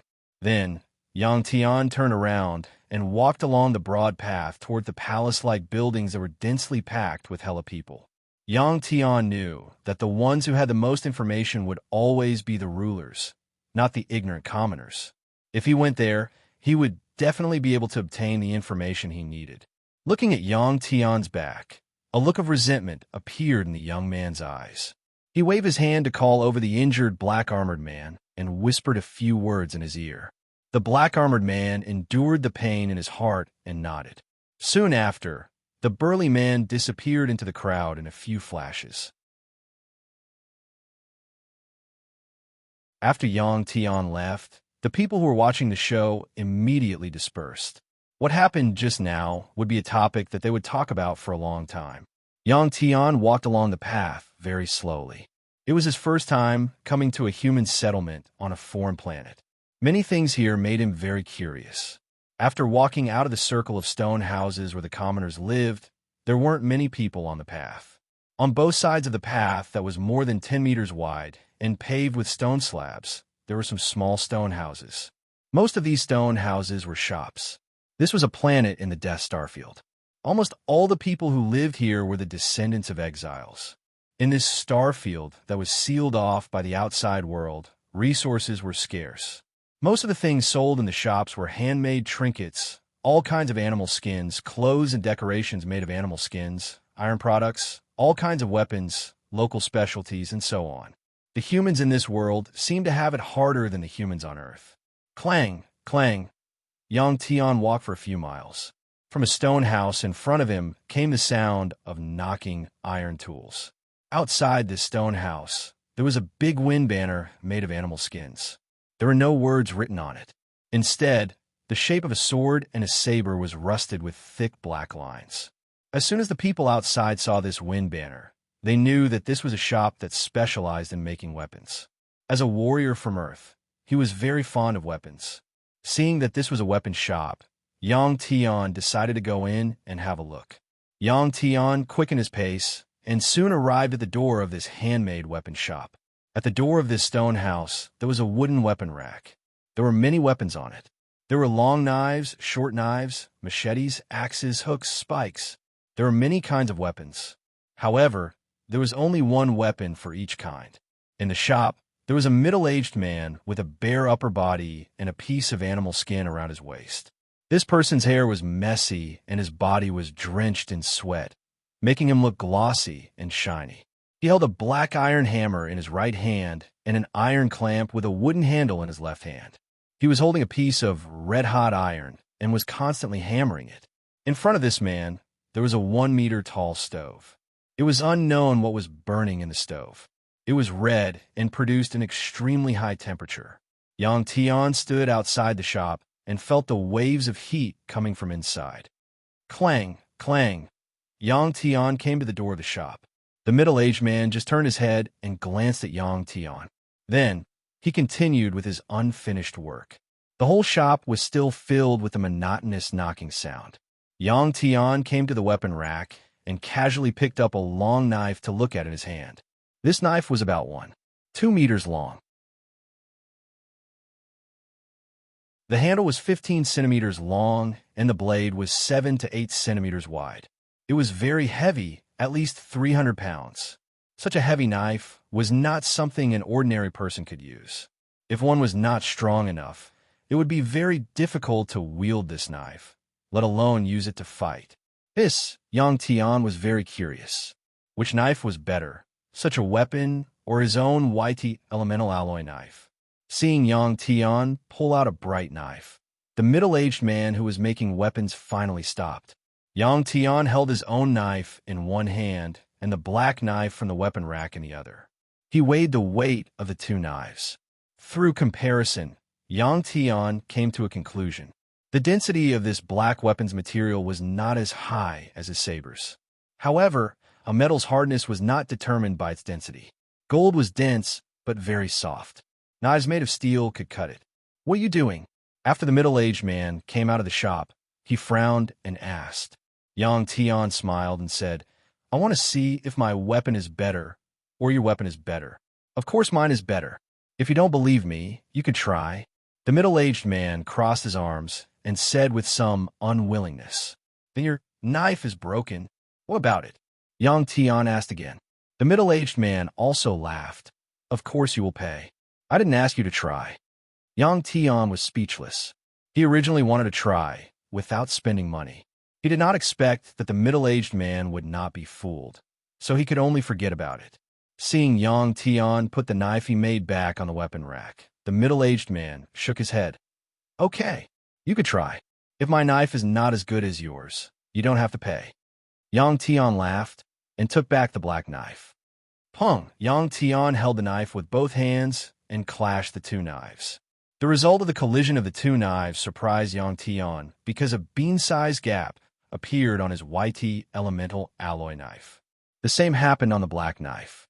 In terms of strength, the two sabers were actually on par with each other. You're tuning in to the Warrior Lore YouTube channel. Don't forget to subscribe and join us on this journey to catch the most captivating stories.